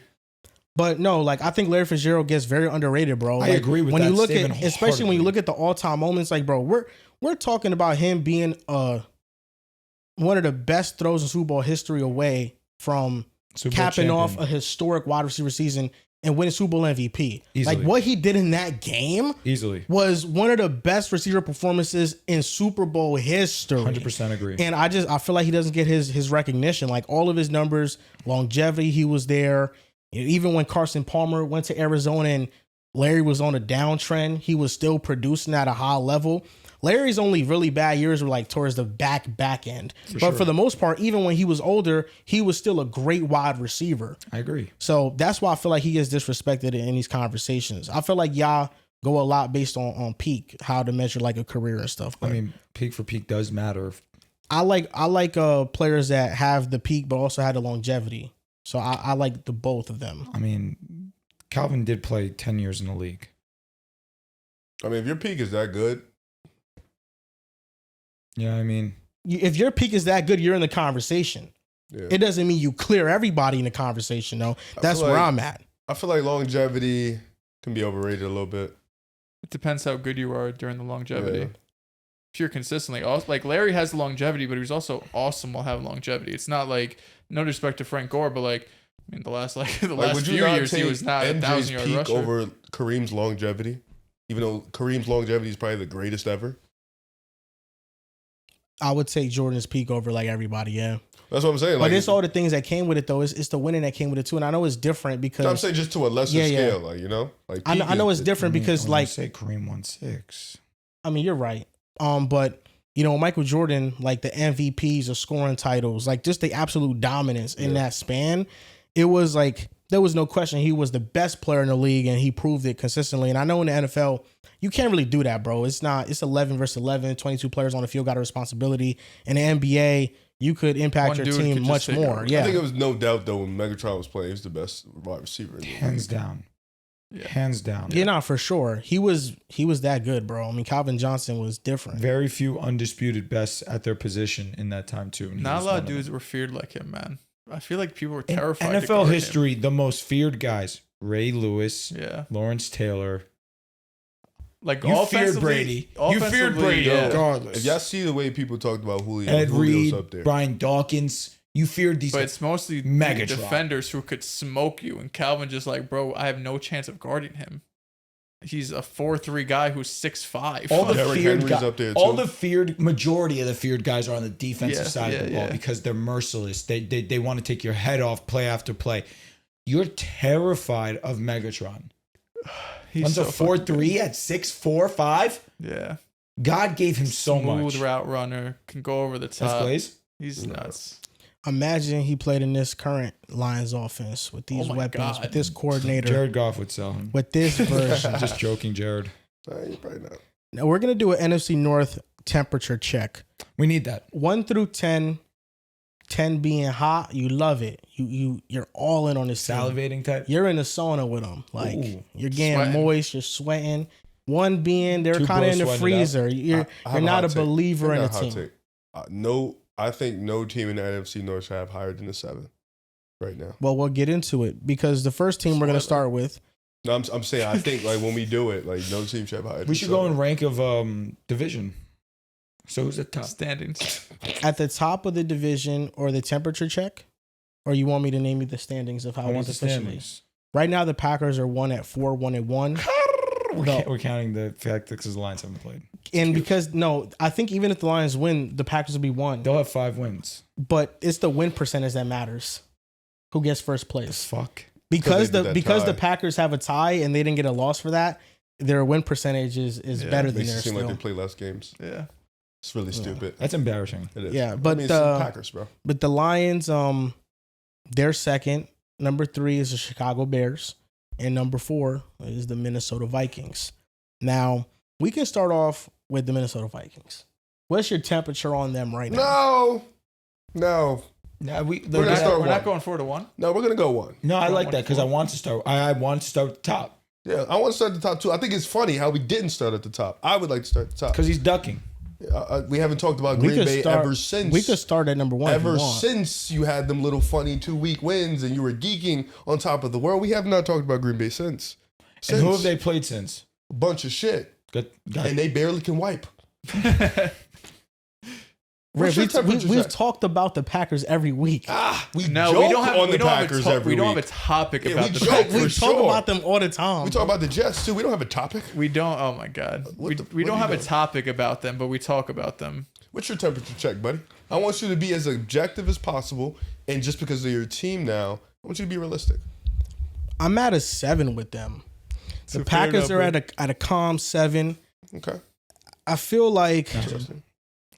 they're underwhelming right 3 now. weeks in a row. 7's bad. And here's where I'll start. I'll start with the defense first because it's a shorter conversation. First 2 weeks, elite. Elite. I'm thinking this is going to be one of the most feared defenses. Michael Parsons, DPOY. I know fantasy isn't everything, but I look at my fantasy football app and I look at the defense and I say, wow, they're ranked 30th in fantasy points per game. Not that always dictates that a defense is good or not. Gives you a general view, though. The Packers have a combination of they don't force turnovers and they also let up a lot of yardage. And a big reason why the Cardinals dominate the time of possession battle against them is because that defense was on the field a ton. So the defense has dropped off to where Jeff Hafley hasn't had that same magic or dominance over the opposing offenses that he's calling against. And then the offense has felt very underwhelming. I think a lot of that is due to the injuries on the offensive line. I think that's due to the inconsistent run game. I think that's due to Matt LaFleur's inability to switch up play calling and more so call longer developing passes behind an offensive line that can't hold up in protection that often. And I think the receivers as well, you can talk all you want about how nice it is to have a mix of really good receivers, but it only matters if they're really freaking good. Right now, there's no standout on the Packers that you look at and you think is a great wideout. I think Matthew Golden is the best one. I was going to say it is, and Matthew. I think that's encouraging that he is the best one. That's what you want. But really, it's a lot of average receivers that cannot separate consistently. And then Jordan Love, I feel like Jordan Love sometimes forces the ball into areas, but for the most part, he's playing clean. I think Jordan Love is playing just fine, and he's been the best offensive player for them. And then, it's been Josh Jacobs. He had a really big impact in the Cardinals game, but usually that run isn't going like that. It hasn't been going all season. So the combination of feeling as if it's an average-ish defense and a good but not exceptional offense, I think that puts me at around a 7. I think that they have areas where they can continue to improve. Like once Jaden Reed and Christian Watson get back to the offense, you can see the offense maybe open up to a new level. But as of right now, they feel underwhelming. And I don't know if that's because they're facing competition they feel like they should steamroll over, or because it's just them. Because when I saw them against Detroit and Washington, so that's why right now I would have them at a 7. I don't feel great about them, but I don't feel bad about them either. Yeah, I'll go next because I'm the same way. I have a 7 right now when it comes to the Packers. I think you have to recognize the potential that's there for Green Bay. I think when you look at the talent on both sides of the ball, you see both sides that can be an elite level unit. They just haven't produced that way, which is why they can't be elite at an 8 offense. Or a 9 or a 10. I mean, I think you look at the Packers and say Jordan Love is a top 10 quarterback. Josh Jacobs was it. Okay, the rest of y'all do. Cook him. The rest of y'all do, no? He was in your top 10, no? For sure. Yeah, okay. Everyone, I'm at 11, so whatever. No, we're just airing Dell's out. And right now, I think Jordan Love's been playing like a top 10 quarterback. For sure. So he would move from 11 to 10 for me. An elite offense, but I agree. He's looked like a top 10 consistently. No, but more often than not. He's been good. I think today was disappointing having less than 200 yards. Regardless, though. Game versus the Browns. Say it again. Game versus the Browns. Yeah, I mean, the Browns have shown Browns defense. I was going to say the Browns have shown to be a really good defense, but that was a disappointing game overall. That's one game you could definitely point to. But yeah, I think what you have to see, you have to recognize what they can be, but you also have to take into account what they are now. And right now, I think Joel's right, because over the last couple of weeks, the Bengals game felt like coming off the bye, you should dominate them. Joe Flacco's first game as a Bengal, you should have 8 sacks against this guy. He can't do anything in the pocket. And you were great in the first half. In the second half, Joe Flacco was able to figure some things out against you and move the ball consistently. And it was a 1-possession game. They're going for an onside kick before you know it. But yeah, I got the Packers at a 7. I still think they could be contenders, but they need a few different things to go right for them. The NFC, I feel like no team has really given us elite play on both sides of the ball from quarter 1 to quarter 4 on a consistent basis. Except Tampa Bay. I feel like even still sometimes the defense lapses. But temperature check on Green Bay, I'm at a 5.5, 6. I feel like those first 2 weeks was really important for them to establish dominance. But for a team that's trying to walk into that conversation, I think you have to kind of play on a consistent basis. Like when Philly last year showed that they were a championship level team for the most part. end of the year, last 10 or 11 games, they showed you how dominant they were and how, important that stretch was for the defense to be elite, the run game to be elite. For Green Bay, it just feels like they're leaving a lot of meat on the bone, Agreed. Against these low-end competition. Granted, Cleveland has shown to be a lot tougher than what we expect, but for the most part, against teams you should sleep by, it just feels like Green Bay is constantly in a tussle war, a back and forth with these teams, and it like legit is at times look like they're down in these games, so I don't think it's we're taking this competition lightly. I just think they haven't figured it out on both sides of the ball. And I feel like what hurt them last year in those big time competitions against Detroit, against Minnesota, against Philly, Joel, you mentioned it. It's just the lack of talent in the wide receiver room. It's the lack of talent on the defensive end. They did get Michael Parsons, but outside of that, and Xavier McKinney, I don't want to disrespect him.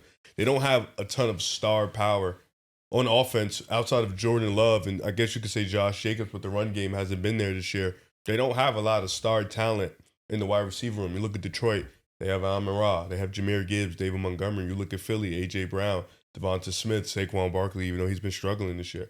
Even Minnesota, Justin Jefferson. So, the Tampa Bay now, they have Baker Mayfield, Emeka Egbuka, Mike Evans. A lot of these teams, Seattle, JSN, Sam Darnold now, these teams have stars, and I think at the end of the day, you can play sound football, you can have the coaching staff, but you need stars to make plays, and I think Green Bay is lacking in that department right now.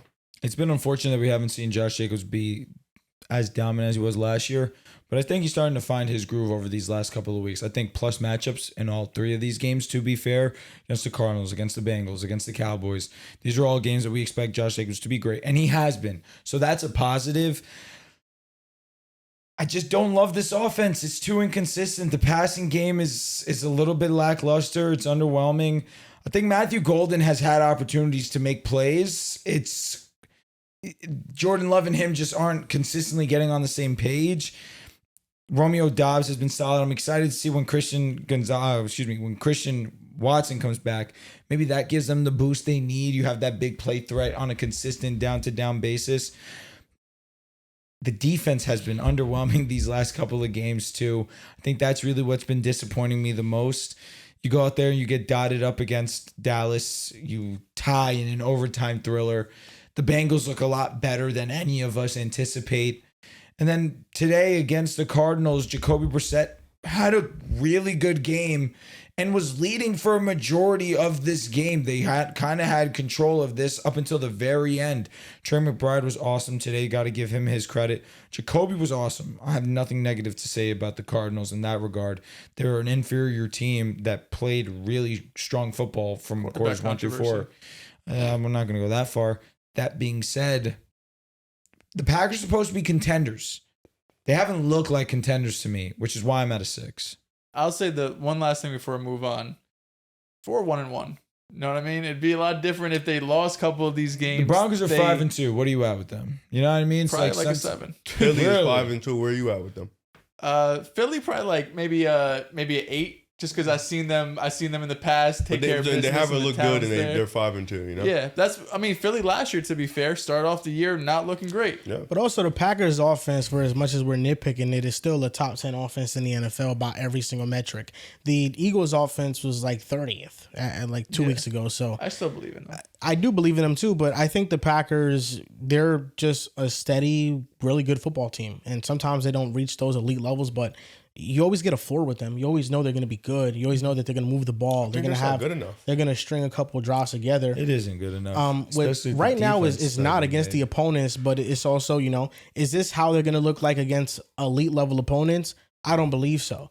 I think that when the Green Bay Packers face off against the Philadelphia Eagles, which we're going to get that game, I think that they're going to play their best brand of football. And I think they're going to win that football. Where's the game. evidence of that?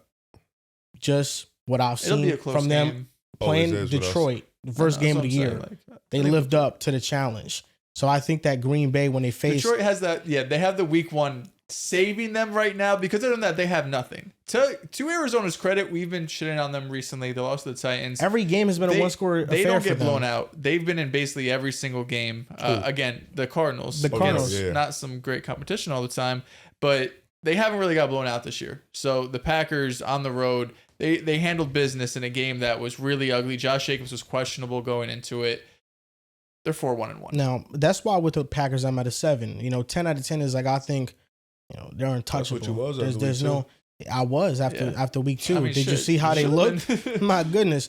But the Lions, to me, get an 8 because of the superstar talent. I think I could trust Amon-Ra St. Brown on a crucial third down and make a catch and get open, and I can't really do that with Green Bay right now. With Chicago, I'm not measuring them based off their expectations they had coming into the year. I'm just measuring them based off as like a complete football team and unit. The defense has played better, but Caleb has been wildly inconsistent. And for me, they're at a 5. It's a solid, average football team, but I don't think they're a legitimate threat. And then the Vikings, I feel the absolute worst about them because of the injuries to the offensive line.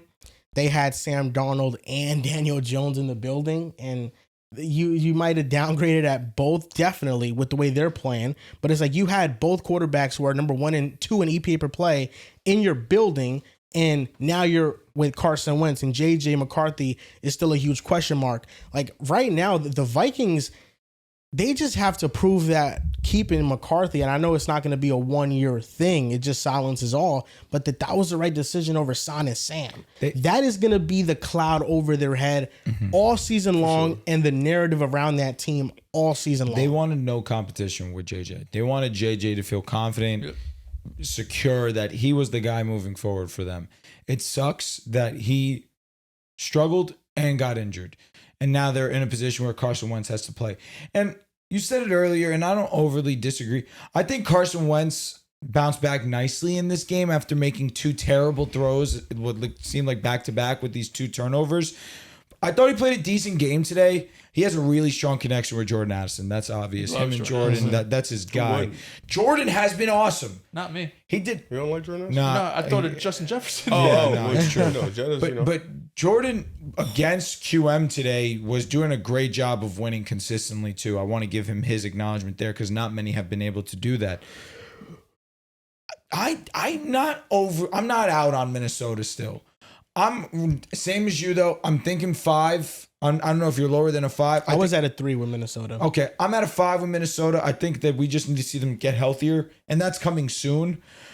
They just haven't experienced at the quarterback position. For the Bears, I'm also at a 5 because honestly, I feel like I might be a little bit lower on them because I wanted this passing game to look better and more consistent than it has. But I'll stay at a 5 because the defense has been a nice, pleasant surprise over these last couple of weeks.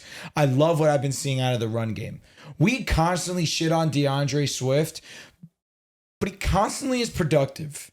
It may not look the best, but he does a job and does it pretty well. Kyle Monunga had a nice game today, Monunga, 80 yards and a touchdown today. He looked very exciting. Ben Johnson's really starting to show that he is a run offense guru, and that's starting to really blossom these last couple of weeks.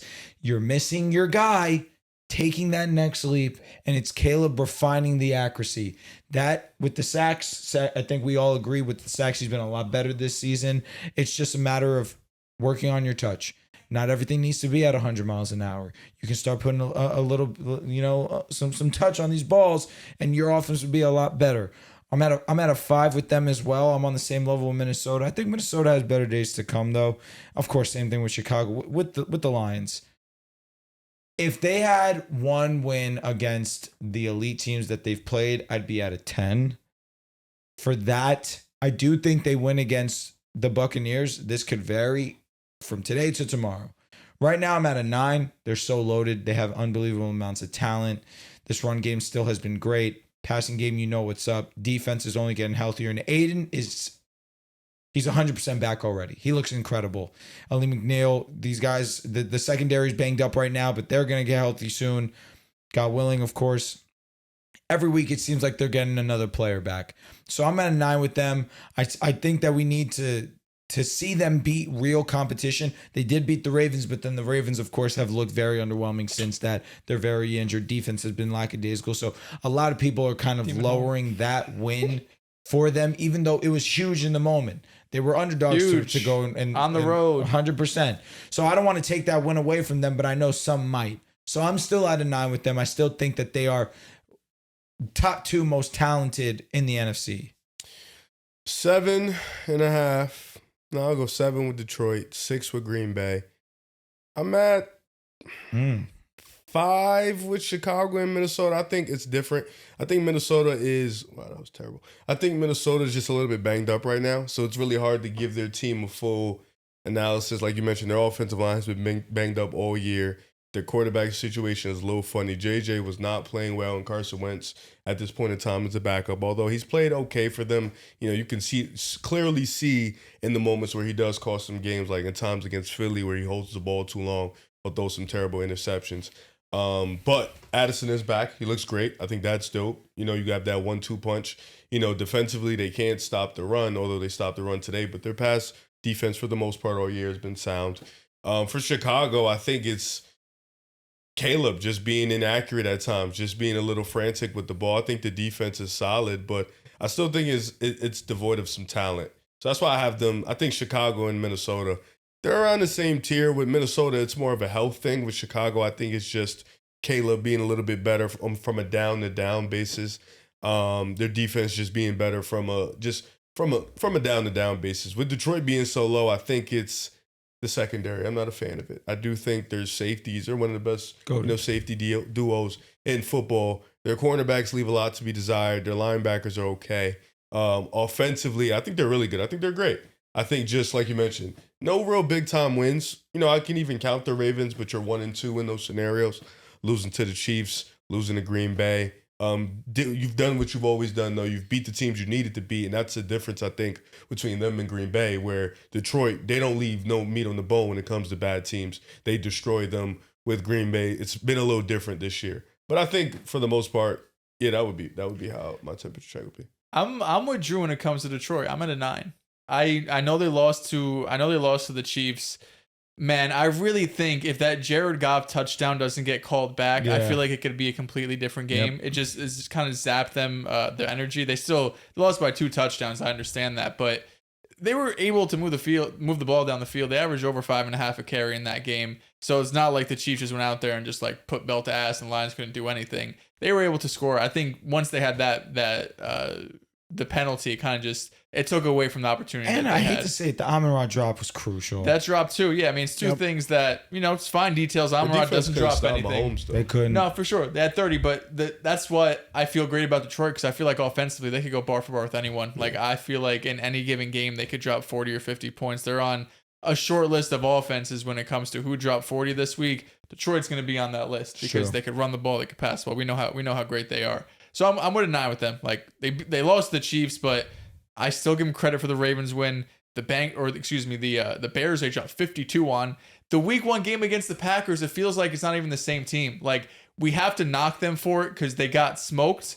But I also look at it, I'm like, if the Lions and Packers play tomorrow, that's not happening. Because that is not happening. Lions offense is drastically better. The Green Bay Packers defense has not looked like that since. Yeah, so I look at it like, yeah, you got smoked, but I don't think that's who you truly are. So wait, why does Green Bay get a boost for winning that game? Because they went out there and they handled business. Mm-hmm. And division rival, I think you can give credit to Green Bay for taking care of it, and also looking at Detroit like, I know you're going to be better. I mean, it would be unfair. Matchups matter. The Packers got them figured out, so that's why I look like that. Okay, if that's what it is. And next time they play, a real statement, it would be unfair of us to take away Green Bay's biggest win when they also have been winning other games than that, albeit ugly. The best competition that they face, they are 2-0. Yeah, we'll see how the Lions look against the Bucs because their 2 biggest games of the season. 3. I'll count the Ravens in there. But now that we know what the Ravens are, it was the worst defense in the NFL. That's how bad they were. They dropped 38 on the road. They did against one of the worst defenses historically through 5 games. They did clutch up against Derrick Henry and Lamar. They played well. So that was when Lamar's out, though. I feel like it's a completely different team, even though he doesn't play defense. Yeah, the defense is so bad. They just can't keep the ball away. Their 3 biggest games, 2 of them they lost. Yeah. And the Chiefs took control of that game early, just how the Packers took control of their game early too. Maybe that's the key, that if you just punch them in the mouth, that Detroit's going to fold over. But Detroit has a lot of talent, and I think that the Packers do too. So the Packers would be up more for a game like that than they would be against Arizona. That's for sure. And next week, the Packers playing primetime against the Pittsburgh Steelers. That's going to be a good game. Steelers? It's primetime game. Any primetime game is a get-up game. It's Sunday Night Football, right? Everybody's watching you. The production, the lights. The lights even look different with games like You're this. not even lying. You're so right about Right. that. Yo, good one.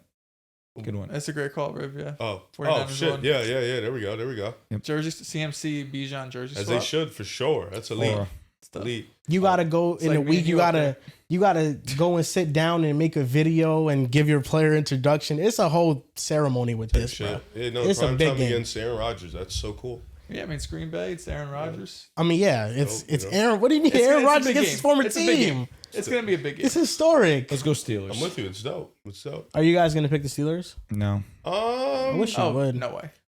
I don't know. No. Genuinely. Okay. Yo, I'm gonna be honest with you. Packers lose to them. Let's look in the mirror. They're not gonna lose to them. I don't think I they're mean, gonna they should have been looked in the mirror, bro, after Cleveland. No, after the Bengals. Jordan Love should put belt to that defense. When was the last time Jordan Love put belt to anything, bro? Week 1. Detroit. Yo, he put belt, beat that ass. It wasn't really him. Yeah. It's funny. You know, I think it's really funny. You know, he makes a video about the Eagles. Yeah, I saw his video talking about our issues. I haven't seen a Green Bay video yet. 5-2, 4-1-1. Your favorite team, no vid? Dallas, 3 touchdowns, 337 yards. Gave him belt. He gave him belt. Yeah, Oh, yeah. Facts. that was an Dallas, elite 2 game. years ago, yeah. playoff game. No, No, a couple weeks ago. just recently. When they tied. What about Cincy? Oh, when they, When they He tied. had to give Dallas Cincy belt, defense, right? nuts. 256, a touchdown, and 90. No, it was a good game. It wasn't nothing special. Yucky. Perfect passer rating.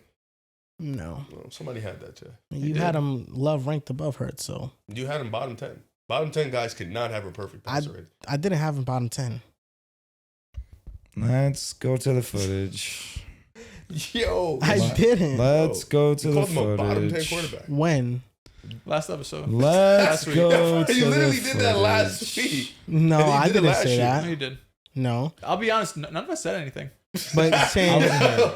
Huh? I couldn't have been. On the last, I think it was last, when to record. yeah, I would have definitely said Wednesday? something. Did I leave? No, you were here. He said something like Hurts is playing like a bottom 10 quarterback, and no one said anything. We just looked at Well, you. playing versus being a bottom 10 is different. Correct. He was Correct. playing Well, actually, My you terribly. called apologies. him He a said bottom 10 playing like a quarterback. bottom 10 He was quarterback. playing terribly last year for a majority of it too. So he Nah, he's the only guy that can go from bottom 10 to end the season. yeah. Yo, he might be top 8, top 7. When it matters, it holds a lot of weight. He does. He's that dude. You- He you Oh, win. so where's Bo Nick's rank? What the fuck has he doesn't won? have a Super Bowl, brother. When it matters most. Dude. He lost in the playoffs. He He got has 2 years in put his belt career. to ass.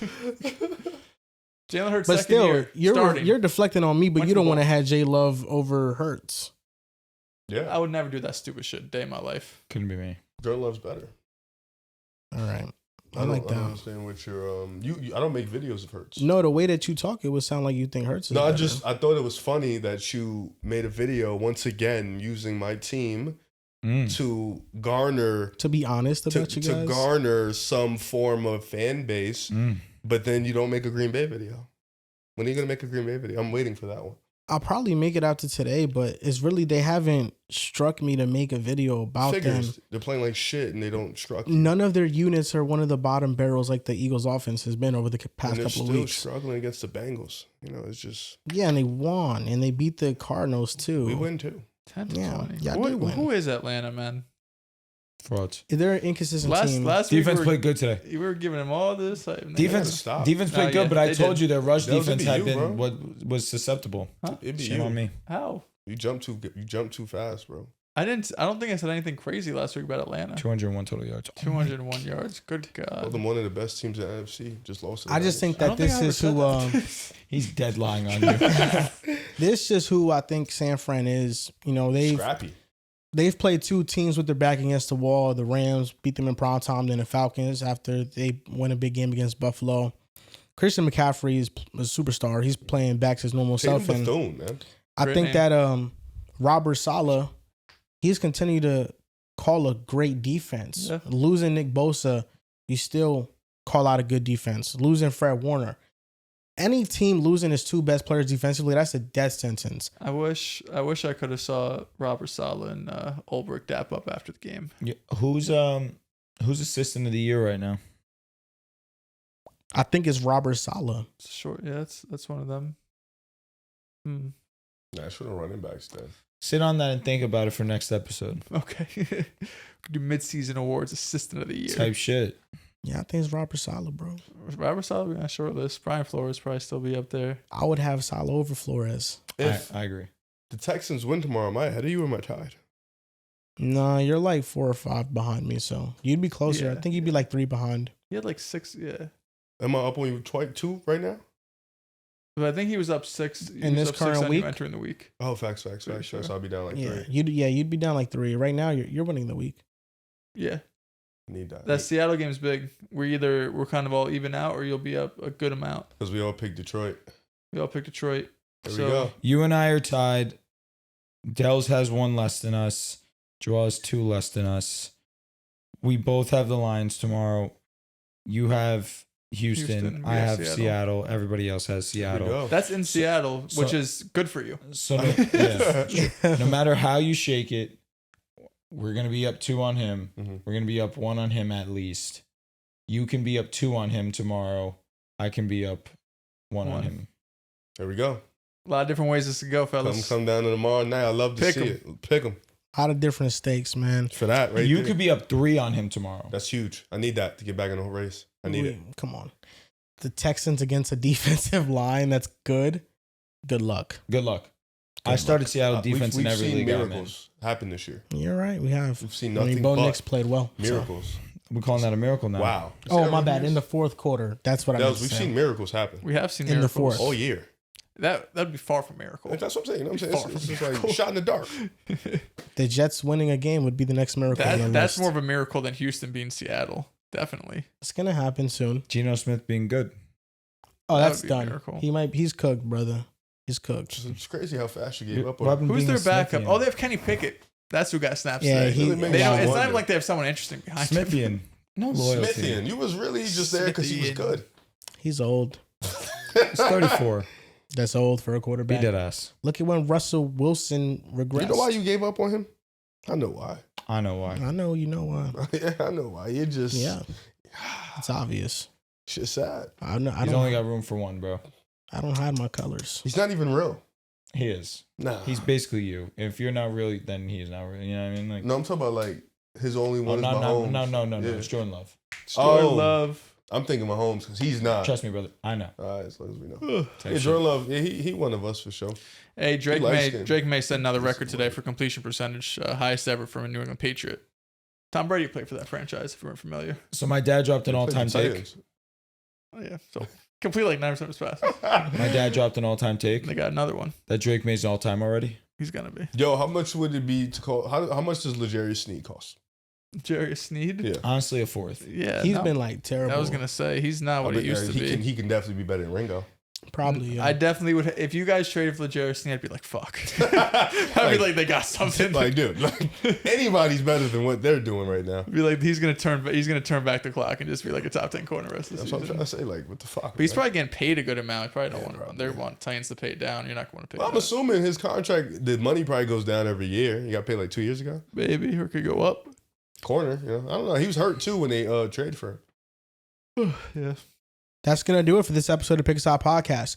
You guys can follow us on TikTok and Instagram at Pick Aside Podcast, on Twitter at Pick Aside Pod. Follow our Facebook page at Pick Aside. Facebook. Very easy Love for Facebook. everybody We out there. love who has Facebook Pick over guys here. on Splash Sports. Enter our knockout round for scoring 20 points in the NBA every single day. Come on, lock in. And that's gonna do it for this episode. Thank you guys for watching and or listening, and we'll see you guys next time. Bro, Nix, I love you. How much